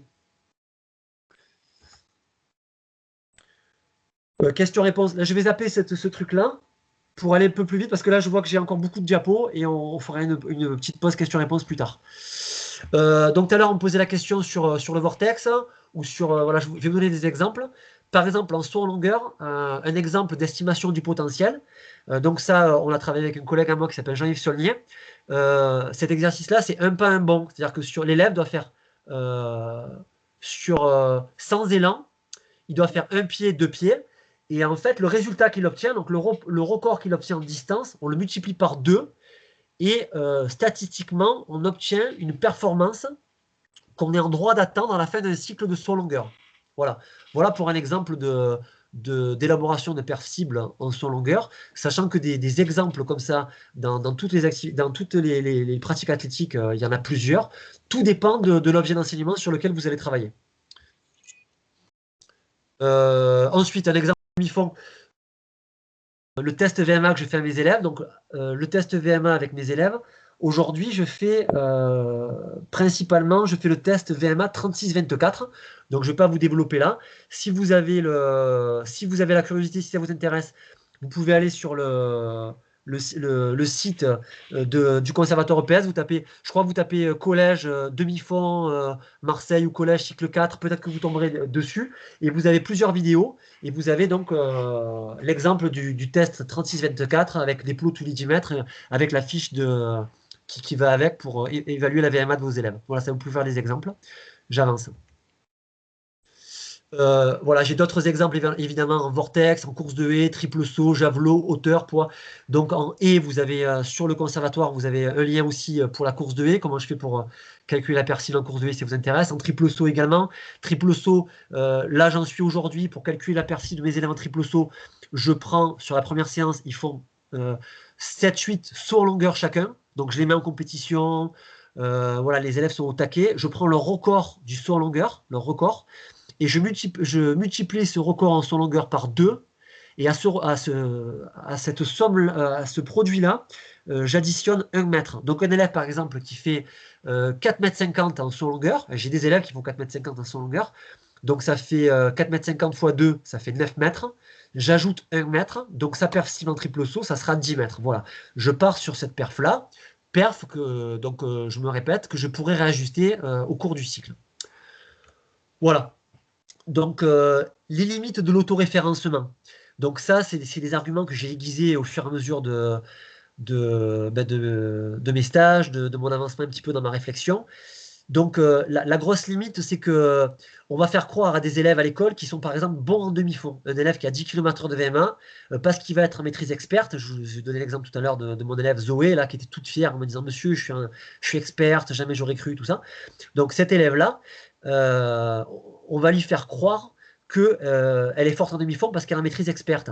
Et ça peut poser un problème parce que quand elle va faire ensuite du demi-fond, si elle va dans un club où elle court avec son père qui va courir plus vite, etc., elle va peut-être se rendre compte que finalement, elle n'est pas si forte que ça. Alors oui, c'est une des limites de ce dispositif-là. J'ai un collègue, par exemple, collègue de maths, avec qui j'ai des débats passionnés, qui me dit oui, mais avec ton exemple de l'autoréférencement, si moi je fais ça en maths, avec des objectifs individualisés, etc., les élèves là, ils vont sortir de l'école en croyant qu'ils sont bons, et ils prennent toujours cet exemple, et ils se feront bouffer par les Chinois. Parce que le monde est un monde dur, avec une compétition, et la vie, c'est tout le temps la compétition. Alors oui, je suis d'accord. Je suis d'accord avec ces arguments-là. Le problème, c'est que nous, on a à faire face, on fait face à des élèves. À des élèves, si on leur montre directement la réalité de la vie, dans la classe, et on fait cette réalité qui est brutale, qui est violente, à l'intérieur de nos classes, eh ben, ça va entraîner quoi? Ça va entraîner du désengagement de nos élèves. Alors là, il y a une position à avoir. Où est-ce que vous vous situez sur cette flèche-là? Plutôt à droite, plutôt à gauche? Les deux arguments s'entendent, les deux arguments, ils ont des inconvénients. Et moi, ben, je vous invite à vous positionner là-dessus. Et moi, ma position, c'est les élèves, pour maintenir leur engagement, je pense qu'il faut faire un pas vers eux et il faut un petit peu les protéger de tout ça. Et d'autant qu'on n'a pas trop de pression sociale en EPS, avec des parents qui vont venir foutre le nez dans ce qu'on fait en disant mais c'est pas bien, c'est pas du sport, etc. Donc profitons de cette liberté-là pour justement créer une EPS qui mette en réussite nos élèves. Des élèves en réussite qui deviennent compétents, parce que le but, c'est pas finalement qu'ils écrasent les autres plus tard dans la société, c'est plutôt qu'ils deviennent compétents à l'école. Voilà. Question-réponse.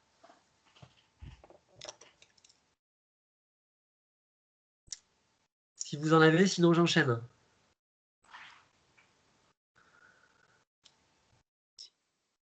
Une question que tu as déjà abordée, Oui. La performance cible. Oui. Différents exemples. Je pose la question pour le combiné athlétique. Oui, combiné athlétique. Une performance cible pour l'épreuve dans sa globalité ou de manière ou une performance cible pour chaque famille. Alors du coup, c'est une performance cible pour chaque famille et j'avais écrit un article il y a 3-4 ans sur ça et j'expliquerai ça. Là aujourd'hui, je ne vais pas le détailler, mais donc ceux qui veulent, il y a l'article dans la revue de la EPS, on peut le télécharger. Et sinon, je détaillerai ça le 20 mai. Mais évidemment, oui, j'ai une performance cible pour le vortex, pour le demi-fond et pour le saut longueur. Le saut longueur, je l'ai détaillé tout à l'heure. Merci. Une autre question? Non, c'est bon, tu peux enchaîner. Super, j'enchaîne. Ensuite, bon là, bah, du coup, c'est une vidéo. Alors mince. Comment je vais pouvoir expliquer ça? Oui. Alors du coup, ça c'est une vidéo. Ah ben oui, du coup, je peux montrer. Alors voilà. Un des défauts caractéristiques des élèves en.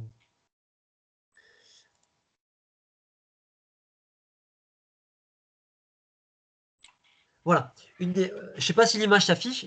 L'image s'affiche comme il faut. Alors, un des défauts caractéristiques de l'élève en course de haie, par exemple, donc je vous donne l'exemple de cohérence entre situation de référence et situation d'apprentissage. Situation de référence, c'est la situation d'évaluation, si vous voulez. C'est où se trouve le genou de la jambe libre après la réception de la haie. Voilà, donc ça, vous pouvez tomber ça à l'oral de l'agrégation si vous avez pris athlétisme, ou vous pouvez avoir ça aussi, alors je ne sais pas si c'est au CAPES. Au CAPES, non, il n'y a pas haie, c'est relais, je crois. Mais c'est pas grave, ça peut vous intéresser juste sur l'architecture d'une situation d'apprentissage. Donc on a un élève, là, on identifie que le genou est en arrière de la jambe de réception. Donc on a un appui qui va se charger et qui va conduire à un deuxième appui, à une première foulée après la haie qui va être très courte. Donc il va conduire du coup à une course en piston où l'élève va devoir, il va ralentir après la haie et puis réaccélérer derrière. Donc c'est pas très intéressant parce que l'objectif c'est que l'élève il aille vite du début à la fin en course de haie. Donc voilà, une fois qu'on a identifié ce problème et qu'on a un contenu où finalement on devrait avoir l'élève qui a ce genou, on doit arriver à ça. C'est-à-dire, je ne sais pas si ça s'affiche comme il faut, le contenu d'enseignement c'est ça. C'est le genou qui arrive, qui doit être après la jambe de réception, le genou de la jambe libre, après le... Voilà. C'est très facile à observer ça. Alors du coup, je mets en place une situation d'apprentissage Alors la situation d'apprentissage, c'est sur un 20 mètres haies, donc sachant que la situation d'évaluation, c'est un 40 mètres haies. Donc là, je fais un 20 mètres haies, donc juste sur 20 mètres. Et l'objectif de la situation, il est double. Il est à la fois d'aller vite sur 20 mètres haies. Alors ça veut dire quoi aller vite? C'est que vu que chaque élève a une performance cible sur 40 mètres haies, ils auront également une performance cible sur 20 mètres haies. Alors sur 20 mètres haies, je ne vais pas leur demander d'aller... Alors ce que je pourrais faire, c'est je divise le temps par 2, mais je vous rappelle que la performance cible, c'est ce que l'élève doit faire à la fin du cycle. Donc diviser par 2 la performance cible, puisqu'on est sur un 20 mètres haies, ça ne serait pas bienveillant dans la mesure où l'élève il n'a pas encore appris. Donc du coup, ce que je fais, je vous ai marqué sur la diapo en haut, je prends sa perf cible et je la multiplie par 0,6. Donc par exemple, un élève qui a 8 secondes de perf cible, multiplié par 0,6, je ne sais pas, ça doit faire 4 secondes 50 par exemple. Donc l'objectif est double. Non seulement il doit faire un temps sous sa performance cible, mais en plus, il doit faire bien. C'est-à-dire que au niveau de mon contenu d'enseignement, il faut que le genou de la jambe libre, il soit après la jambe de réception. Et pour ce faire, regardez, je mets une petite bandelette à 2 mètres derrière la haie. Et je ne vais pas regarder le premier pied après la haie. Si le deuxième pied après la haie arrive après la bandelette, ça veut dire que l'élève, ça traduit que l'élève, il avait le genou qui était en avant de la jambe de réception. Donc voilà, ça c'est un petit repère simple, une situation que je mets en place où je mets en cohérence le contenu avec l'objet d'enseignement, tout en respectant la logique de l'activité qui est aller vite. Et du coup, les élèves vont devoir faire vite et bien. Et à chaque séance, les élèves vont avoir un critère de réussite, où par exemple, là, le critère de réussite, c'est j'ai 1 point si je suis sous ma cible, et j'ai 1 point si j'ai mis les pieds après la bandelette. Donc du coup, les élèves vont passer par exemple 5 fois. 5 fois, ça fait un score sur 10, et on considère que la séance est réussie à partir de 6 sur 10. Et comme ça, les élèves, à chaque fois, ils ont un critère de réussite pour savoir où ils en sont par rapport à l'acquisition de la compétence. Et donc du coup, ça me fait un lien avec le thème d'aujourd'hui sur lequel j'ai été sollicité, c'est qu'à l'intérieur de la leçon, l'élève a un moyen de s'évaluer au regard de la compétence à atteindre. Donc on est à chaque fois sur une évaluation formative. Voilà. Et évidemment, dans cette situation-là, les rôles sociaux sont indispensables, puisqu'on a un élève qui observe si les pieds le deuxième pied est arrivé après la bandelette. On a un élève starter. Alors, un élève starter, ça a l'air de rien, un élève starter, hein, mais il doit savoir plein de choses. Il doit identifier ce qu'est un faux départ pour rappeler les élèves. Il doit attendre que les chronométreurs soient prêts pour lancer le départ. Il doit, comme il y a deux groupes, il doit faire en sorte de ne pas lancer le départ en même temps que le groupe qui est à côté. Il doit attendre avant de lancer le départ. S'il y a une haie qui a été retournée, qu'il y a l'élève qui s'occupe de la maintenance. Donc l'élève, c'est quand une haie qui est retournée, il y a un élève qui lève la main qui fait stop, maintenance. Donc l'activité s'arrête. L'élève va remettre la haie, et ça, le starter doit l'identifier. Donc il y a des contenus pour chaque rôle social, donc starter, observateur, juge, maintenance, chronométreur, etc. Voilà. J'aurais dû prévoir de l'eau, j'arrête pas de parler. Question-réponse par rapport à ça. On a juste pour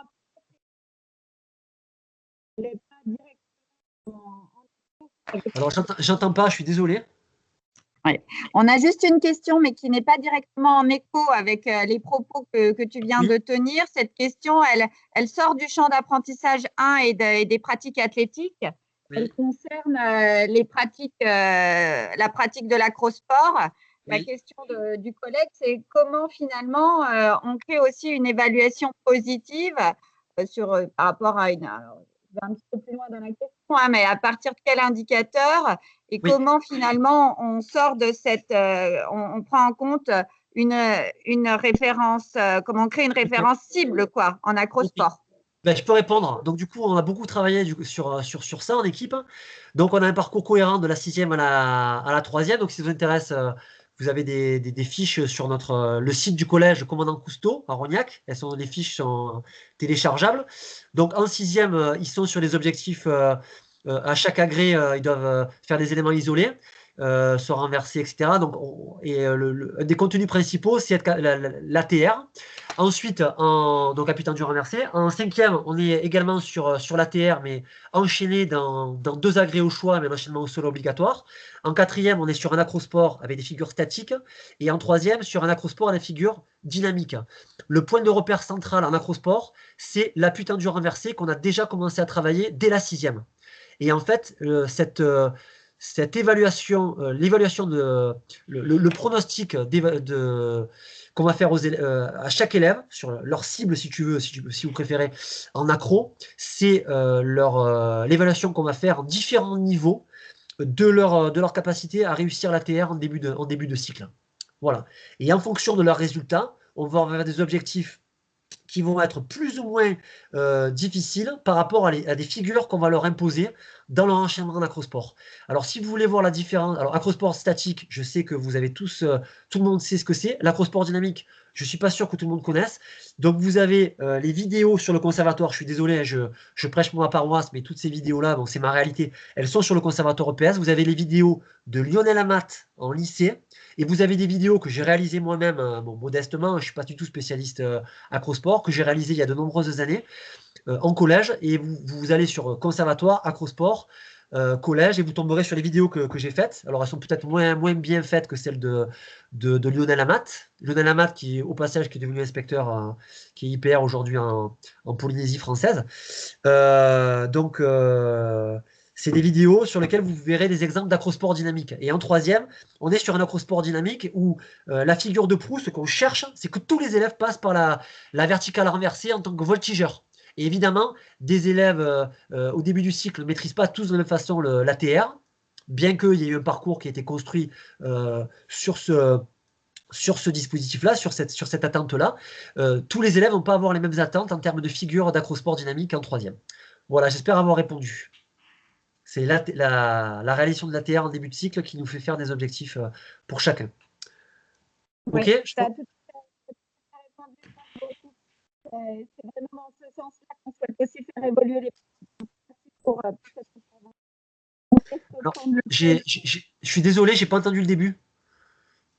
Merci beaucoup pour cette intervention. C'est totalement en lien avec ce qu'on essaye d'impulser. Donc, merci. Ça va totalement dans Okay. Et voilà, on te laisse enchaîner. Voilà, en acrosport, du coup, on va être plus exigeant avec un voltigeur qui va avoir la tête en bas, qui va être alors plutôt, donc figure dynamique plutôt en arrière qu'en avant. Vous allez voir, il y a les boucles avant et les boucles arrière, hein, vous verrez sur la vidéo, et des boucles arrière ou des boucles avant qui sont effectuées avec de plus en plus de hauteur et avec des appuis un peu moins stables. Par exemple, demander à quelqu'un une boucle arrière en hauteur sur le dos de quelqu'un avec les pieds sur les omoplates, c'est différent de demander à quelqu'un de faire une boucle arrière avec les appuis sur les cuisses de 2 élèves. C'est beaucoup plus instable. Voilà. Donc voilà les niveaux d'exigence qu'on va avoir. Vous avez les vidéos en ligne et on est aussi sur une forme d'autoréférencement. J'enchaîne. Voilà, super. Alors, je suis content parce que je vais peut-être pouvoir finir le truc. Je voyais le temps de filer, je suis content. Donc, on a, qu'on soit en cycle 4 ou au lycée, on a le mot choix qui inonde nos programmes. En cycle 4, par exemple, dans le champ 4, on doit faire des choix pour basculer le rapport de force à sa faveur. Dans le champ 1, en cycle 4, on doit faire des choix pour réaliser la meilleure performance dans au moins 2 activités athlétiques. On doit faire des choix dans le champ 2. Et le mot choix, c'est le mot qui est la tête d'affiche des nouveaux programmes lycée, puisque dans les finalités du lycée 2019, les programmes, on a à faire des choix éclairés. Donc le mot choix, c'est un mot qui est vraiment qui a envahi nos programmes. Donc comment traduire ça dans nos formes de pratique? Donc je vous donne un exemple en athlé, par exemple, pour des troisièmes. Donc en troisième, les élèves font du demi-fond à choix. Donc par exemple, là, j'ai fait mon évaluation hier sur ça. Et en fait, en faisant ce dispositif-là, j'ai eu davantage d'engagement. Pourquoi? Parce que les élèves, donc 12 minutes à faire. Alors, le dispositif, il est simple. On a des plots tous les 25 mètres et toutes les minutes 30, on change de colonne. Si ce que je vous dis, c'est complètement incompréhensible, ne vous inquiétez pas. Il y a la voiture balai du conservatoire qui est à disposition avec toutes les vidéos qui explique ça. Donc vous tapez conservatoire demi-fond collège et vous avez les vidéos avec l'explication du dispositif avec les croix. Donc vous voyez que les élèves ont tous 12 minutes à faire Et sur le 12 minutes, ils ont le choix de le faire soit à allure verte, soit à allure jaune, soit à allure orange. Alors, les élèves me disent, monsieur, c'est quoi qui rapporte la meilleure note? Les trois peuvent rapporter, on peut être en maîtrise expert dans les trois. Si tu veux courir et tu veux faire des pauses, tu as le droit, tu prends l'allure orange. Mais si tu fais des pauses, tu vas devoir courir plus vite. C'est toi qui choisis. Voilà, on est dans un rapport entre intensité et temps de travail, et les élèves vont mettre en relation. S'ils veulent, ils peuvent courir à une intensité moindre, mais ils vont devoir courir plus longtemps. Ils veulent courir moins, pas de problème, mais ils vont devoir courir plus vite. Donc les élèves font des choix. Donc là, par exemple, on a un élève qui a choisi l'allure verte, donc il court à VMA-3. Hein, je me répète, je ne parle pas de pourcentage de VMA. Je préfère être beaucoup plus simple avec mes élèves, ça me permet de gagner du temps ailleurs, et parler notamment de la motricité. Juste au passage, la motricité, pour avoir observé plein de collègues animer des séances de demi-fond et pour avoir discuté, le champ biomécanique est le grand absent des cycles de demi-fond. C'est très rare que les collègues fassent faire aux élèves par exemple du renforcement musculaire, du gainage, du travail de pose d'appui, le fait de centrer ses fesses, de ne pas avoir les épaules en avant, de regarder loin devant, d'avoir des bras avec un angle à 90 degrés. Tout ça, ça fait partie des contenus où on travaille le rapport fréquence-amplitude en mettant par exemple les élèves en difficulté qui accélèrent sur un travail de côte par exemple. Bon, après, on n'a pas forcément une côte à disposition, mais tout ça pour attirer votre attention sur le fait que en demi-fond, ce n'est pas qu'un cycle où on doit faire une maîtrise d'allure. On a aussi tout un champ à investir sur la biomécanique. Et d'ailleurs, si vous avez la curiosité d'aller voir sur le conservatoire et sur les vidéos que j'ai faites pour l'enseignement du demi-fond, vous verrez que la première vidéo, c'est apprendre à mieux courir. Parce qu'on a plein d'élèves qui arrivent au lycée, qui font par exemple 3x500 pour avoir évalué des sessions de 3x500. Des fois, je suis estomaqué de voir la façon dont certains élèves courent et savoir, surtout que quand je leur pose la question, qu'ils ont fait au moins 4 ou 5 cycles de demi-fond, que ce soit au collège ou au lycée.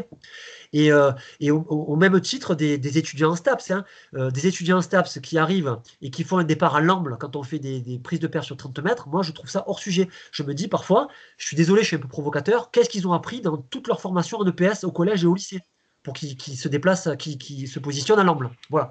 Donc je referme la parenthèse.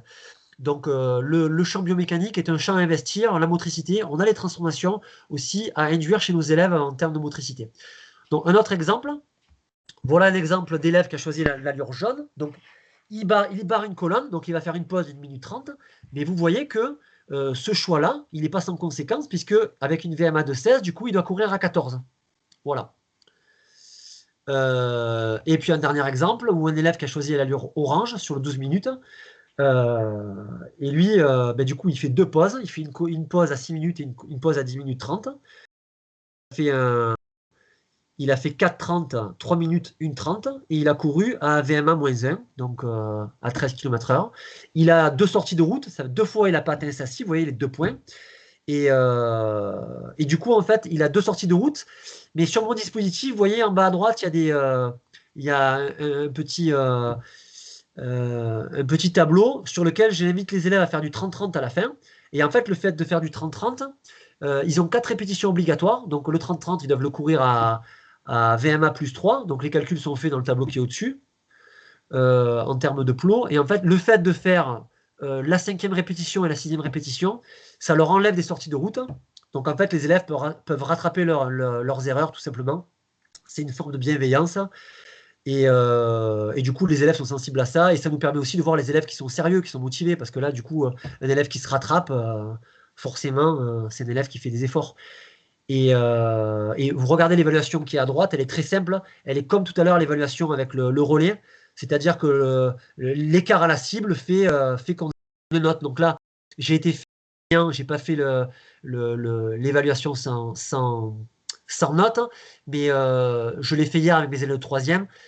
Pour être un expert, ils ont le droit d'avoir jusqu'à 2 sorties de route. Voilà, donc là, on a un élève qui a rattrapé, qui est expert. Voilà, si on veut faire une évaluation sans note. Entre 0 et 2 sorties de route, c'est expert. 3 et 4 sorties de route, c'est satisfaisant. Et au-delà de 4, c'est fragile, etc., etc. Voilà. Voilà, c'est ce que j'ai expliqué. Bon, là, c'était un exemple de combiné athlétique, hein, avec donc la vidéo, les élèves font du saut en longueur, de la vitesse et du poids. Juste, c'est pour l'idée du choix après. Je vous embête pas, je termine là-dessus. Donc là, par exemple, en course, alors je vais revenir sur la vidéo pour que ce soit clair. En course, c'est le dispositif.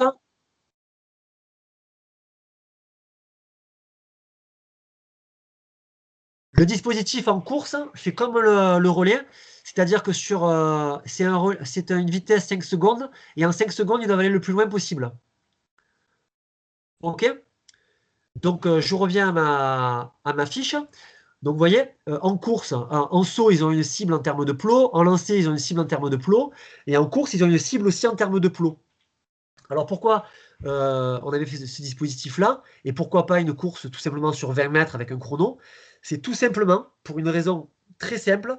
C'est qu'en fait, on voulait que les élèves ils aient l'intention de faire plus à chaque activité. Plus en course, plus en saut et plus en lancer. Et pourquoi pas le 20 mètres haies, le 20 mètres? Tout simplement parce qu'un élève, pour faire bien sur un 20 mètres, il faut qu'il fasse moins. C'est-à-dire un élève qui a une cible de, par exemple, en temps, en termes de temps, il doit faire par exemple 4 secondes. Faire plus, c'est faire moins, donc il doit faire 3 secondes 80. Et du coup, c'était pas cohérent. Donc, comme on voulait qu'il fasse plus dans chaque activité, c'est pour ça qu'on a fait un sprint au temps et pas à la distance et pas au temps. Voilà. Donc, tout simplement, la fiche d'évaluation, vous voyez, elle est très simple. Les élèves, ils passent, et puis ensuite, on repère leur record et on fait le différentiel entre leur cible et leur record. Et à la fin, on additionne et ils ont leur note par rapport à ça. Voilà, je pense qu'il n'y a pas de difficulté pour comprendre ce dispositif-là. Ce athlétique, si on le bascule en cycle 4,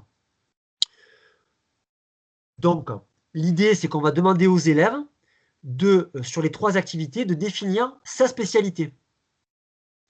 Et l'idée de ça, c'est que si un élève est spécialiste dans une activité, donc par exemple Malik, il a choisi de dire « je suis spécialiste en course », et Cassandre, elle a décidé de dire qu'elle est spécialiste en saut. Pourquoi? Elle a entouré l'activité où elle est spécialiste.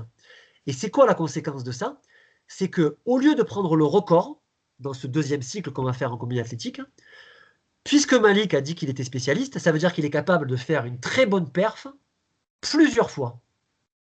Et donc, on ne va pas prendre son record, comme on l'a fait dans le premier cycle, on va prendre sa 3e meilleure performance. Et là, vous remarquez que Malik, il fait 5, 3, 5, 3, 3. Donc sa 3e meilleure performance, c'est 3. Du coup, il est à moins 2.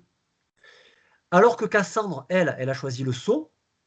Le saut, elle a fait 4, 4, 4, 3, 3. Donc sa 3e meilleure performance, c'est 4. Donc, elle a bien fait de choisir ça, puisqu'elle va être à 0 au niveau de l'écart. Donc, Cassandre avait fait un bon choix de spécialité.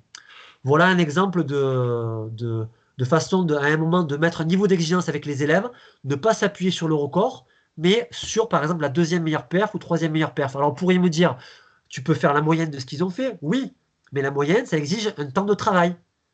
Un temps de travail qui passe par votre cerveau et pas par le cerveau de l'élève. Du coup, c'est pas simple. Si on parle en termes de 2e meilleure perf, 3e meilleure perf, ou bien de perf minimale, là, d'un coup, on donne les moyens à l'élève de s'auto-évaluer. Et du coup, c'est beaucoup plus simple. Mardi, par exemple, j'étais en course de haie avec mes 5e. Je leur ai dit, aujourd'hui, on ne prend pas le record, puisque c'est ma semaine d'évaluation. On prendra la 2e meilleure perf, et c'est cette performance-là qu'on comparera à votre cible. Mais les élèves le savent, ils sont en 5e, en 6e, j'avais déjà parlé de ça en disant on ne prend pas le record, etc. Dans d'autres activités. Voilà. Bon, là, je vais passer sur le bonus collectif. Si ça vous intéresse, c'est marqué dans l'article, c'est l'histoire de comment je constitue les équipes. Ah oui, alors oui, parce que c'était une question qui était posée par Julien sur les formes de groupement. Donc voilà, je vais terminer là-dessus, c'est super. Comme ça, on fait un lien, comme ça, j'ai répondu c'est un élément de réponse à la commande. Les formes de groupement, est-ce que tu mets les équipes affinitaires ou les équipes de niveau, etc. Mais en fait, la question, elle est complètement caduque là. Pourquoi? Parce que vu que tous les élèves ont un objectif individuel, tous les élèves peuvent se mettre avec qui ils veulent, dans la mesure où ils ont un objectif individuel.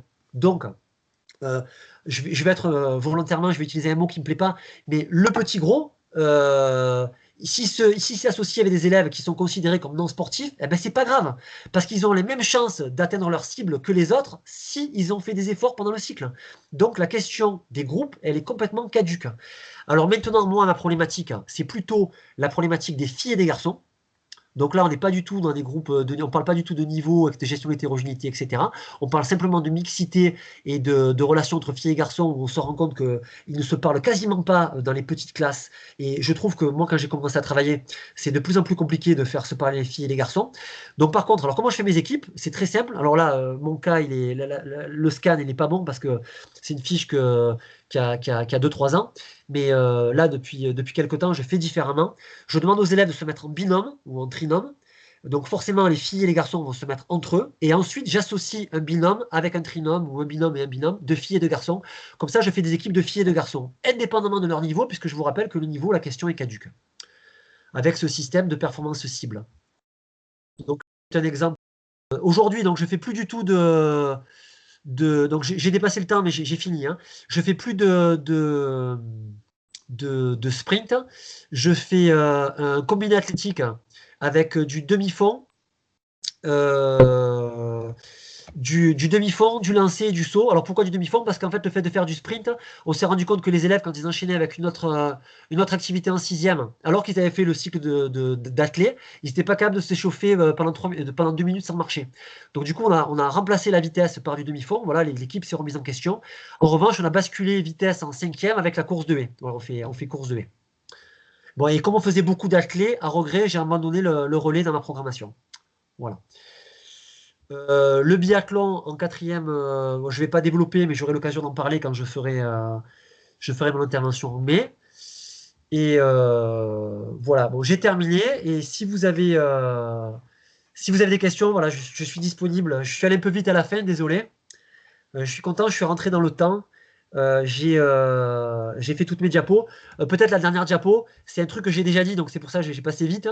Le plus dur, c'est, là je m'adresse surtout aux jeunes, c'est d'avoir des parcours de formation cohérents en équipe. Se mettre d'accord sur les mêmes formes de pratique. Et donc du coup, une forme de pratique au service d'un contenu, une même évaluation. C'est un confort formidable, ça, entre collègues, quand on a le même travail. Des outils identiques. Alors moi, le repère, alors je me suis trompé c'est la feuille de match. C'est pour avoir accompagné des équipes, je suis toujours stupéfait de me rendre compte qu'il y a sur l'activité badminton que tout le monde enseigne. Je me rends compte que dans des équipes, des fois, c'est caricatural. Chacun a sa façon à sa feuille de match en badminton. Moi, ça pour moi, c'est hors sujet. Le fait de travailler en équipe, il faut qu'on ait tous la même feuille de match. Alors, il faut qu'on se mette d'accord sur est-ce qu'on fait des matchs au temps, des matchs au point, est-ce qu'on valorise un certain type de points, est-ce qu'on fait les points offensifs, etc., etc. Bon, voilà. Et ça permet de construire des parcours cohérents entre élèves. Et c'est le plus dur quand on est prof en collège, de se mettre d'accord en équipe parce qu'il faut dépasser le stade affectif et se mettre d'accord avec certaines équipes. Moi, par exemple, je suis arrivé dans mon équipe à faire des compromis sur l'évaluation de la performance absolue.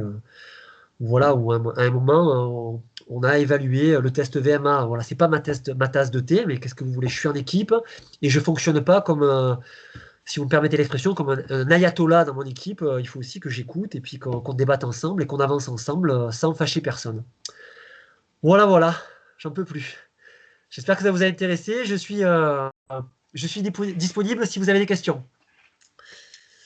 Merci Ghislain, c'était une belle performance.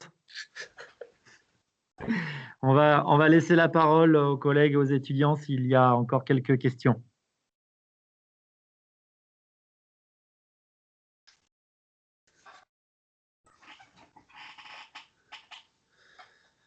Est-ce que vous avez des questions, les collègues? Vous pouvez lever la main ou prendre la parole.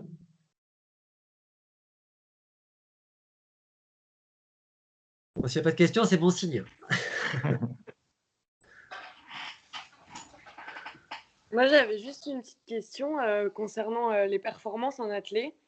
Oui. Le fait est-ce que vous faites vivre de temps en temps des performances chiffrées pour que les élèves puissent se situer par rapport, je pensais au domaine 5 parfois, est-ce que c'est toujours, vous prenez toujours réaliser une distance par rapport à un temps, ou est-ce que parfois ils font une performance qui est mesurée au chrono?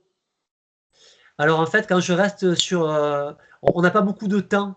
Donc il y a des élèves qui percutent très vite sur l'indicateur différentiel, par exemple, sur la différence entre sa perf cible et le réalisé. Et il y en a d'autres qui vont être un peu plus à la traîne par rapport à ça. Donc j'ai déjà fait l'expérience de doubler l'indicateur différentiel par rapport à la distance. Et puis à un moment donné, je mets le chrono, mais en fait, le problème, c'est que je perds les élèves si je fais ça, donc je le fais plus.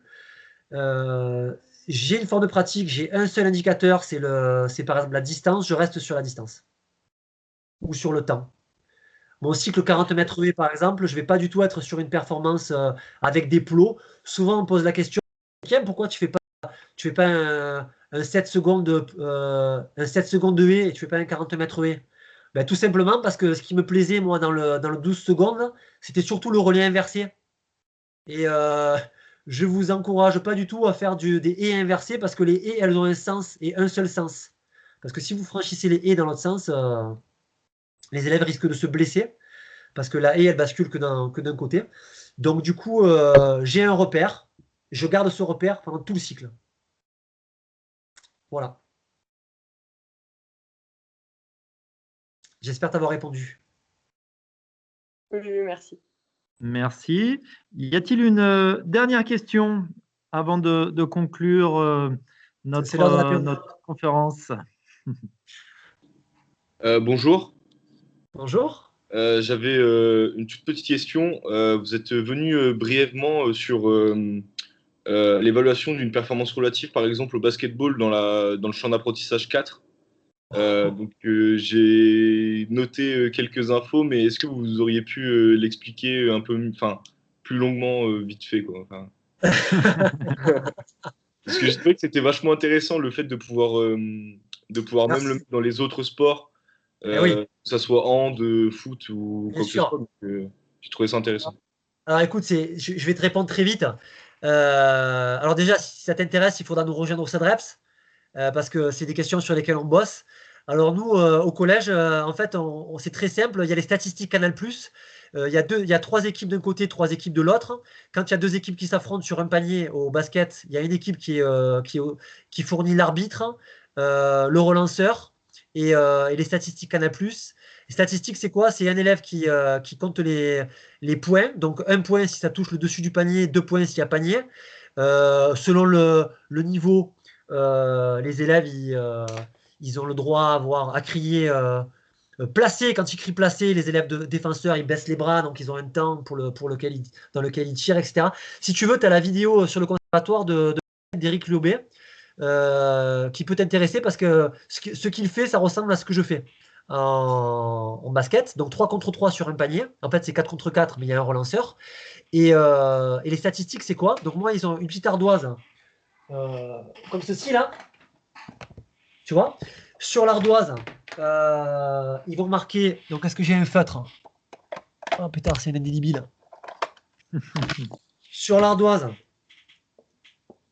ils font ça. Donc, ils font 3 lignes. Sur la première ligne, ils marquent les paniers qui sont marqués. Donc, par exemple, il y a 6 à 4, d'accord? Et sur la deuxième ligne, ils marquent les prénoms de ceux qui ont les initiales des prénoms. Donc, par exemple, l'équipe qui a 6, il n'y a que Geoffroy qui a marqué. L'équipe qui a 6, il n'y a que Geoffroy qui a marqué. Et dans l'équipe qui a marqué 4 points, il y a eu Baptiste, Cassandre et Léonie qui ont marqué. Donc, tout à l'heure, si vous avez suivi, le score, c'est le nombre de marqueurs multiplié par le score. Donc là, on a 3 fois 4, ça fait 12 à 6. Donc l'équipe ça fait 12 à 6, ok.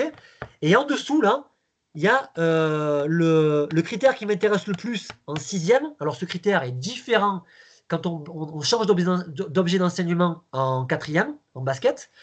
Donc du coup, ici, le critère, c'est le critère perte de balle. Donc dès qu'il y a une équipe qui perd la balle, on fait une petite barre ici. Barre ici, barre ici, barre ici, barre ici, barre ici, barre ici, barre ici, barre ici. Donc, ce qu'on se rend compte au début du cycle, c'est qu'on a beaucoup de pertes de balles. Et en réalité, dans chaque équipe, on a un seul marqueur. C'est ce qui se passe au début. Donc, on arrive, sur ce que je vous montre là, on arrive à un score négatif. Parce qu'ici, on a Geoffroy qui a marqué 6 points. Donc, 6 fois 1, ça fait 6. 10 pertes de balles, ça fait 6 moins 10. On a un score à moins 4. Ça va? J'espère que je ne vous ai pas perdu. Et là aussi, on a un score négatif. Et en fait, ces scores négatifs, ça me permet de définir dans des fourchettes des niveaux d'équipe. OK? Et donc, la cible, ça sera passer d'un score négatif à un score qui est autour de 0, ou un score autour de 0 à un score au-dessus, etc., etc. Et ça va me servir d'évaluation formative pendant tout le cycle. Et en fait, ce qu'on observe, c'est qu'il y a de plus en plus de marqueurs, parce qu'il y en a des gamins qui tentent de plus en plus leur chance, parce qu'il n'y a rien de plus, déprimant pour un prof de voir un élève qui est sous le panier, tout seul, qui fait la passe. Pour moi, un élève qui fait ça, il ne joue pas au basket. Et pourquoi? Parce qu'on a, par rapport souvent à notre pratique, on a créé les conditions de l'autocensure chez certains élèves. Donc, si à la fin du cycle, on a beaucoup d'élèves qui tentent leur chance et très peu de pertes de balles, les élèves auront appris et ils devront, du coup, être valorisés dans leurs notes parce qu'ils seront devenus compétents. Un exemple, c'est pour les 6e, perte de balles. En 4e, ça sera un autre objet d'enseignement. On va travailler sur le passe-va, on va travailler sur le bloc, l'écran, et on va valoriser d'autres choses. Voilà. Ok, merci beaucoup. De rien. Monsieur, si je peux me permettre. Alors, une dernière question. Ok. Parce que après, j'ai visio à la fac aussi cet après-midi, avec mes étudiants écrits. C'était pour rebondir sur ce que vous venez de dire. Donc, par exemple, si je suis sous le panier, je tente ma chance, mais que je ne marque pas, est-ce que c'est compté comme une perte de balle ou simplement un échec? Excellente question. Alors, je te la renvoie. Vu que on est content qu'il ait tenté sa chance, parce que jusqu'à présent, cet élève-là, il s'est auto-censuré. Est-ce que toi, tu le compterais comme une perte de balle ou comme rien du tout? Non, pas justement. On est d'accord. Voilà. Tu vois, là, tu es en train de construire une forme de pratique que tu es capable de défendre. Et c'est très bien. D'accord. Merci beaucoup. De rien. Merci à toi. Merci surtout à toi, Ghislain, pour la qualité de ton intervention. Pas simple au regard des difficultés techniques qu'on a pu rencontrer, l'impossibilité d'utiliser vidéo qui aurait apporté, j'en suis sûr, une plus-value considérable encore à ta démonstration, mais c'était vraiment un beau moment d'échange, malgré l'outil vidéo. Beau moment d'échange, beau moment de partage. On a compté quand même 230 connectés durant toute la réunion. Donc, nous avons bien noté la possibilité d'aller voir les productions sur le site du Conservatoire d'Aix-Marseille, mais nous afficherons également ta conférence qui a été filmée, ainsi que ton diaporama, et puis nous transmettrons tous tes articles aux formateurs académiques également. J'ai un dernier truc à dire, Julien. Je suis désolé, je fais de la pub. Mais ça peut peut-être intéresser les étudiants et les collègues de lycée. Dans l'Académie Aix-Marseille, on vient de sortir un... Donc, il sort il sort ce mois-ci ou le mois prochain.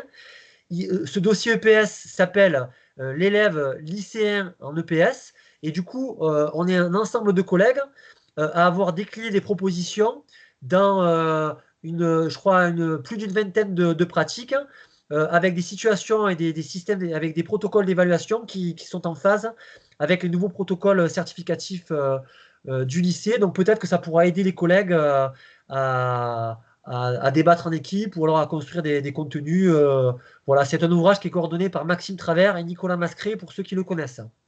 Voilà. Entendu. Merci. Nous avons déjà reçu Nicolas ici dans l'académie. Donc, ton diaporama sera joint à celui de Nicolas sur le site académique EPS de Dijon, avec toutes les autres conférences que nous avons organisées depuis plusieurs années. Encore un grand merci à toi, Ghislain, et je salue tous les étudiants et les collègues. Je souhaite à tous une excellente journée. Super. Ghislain, à la prochaine. Si tu es encore présent, c'est Valérie Millet.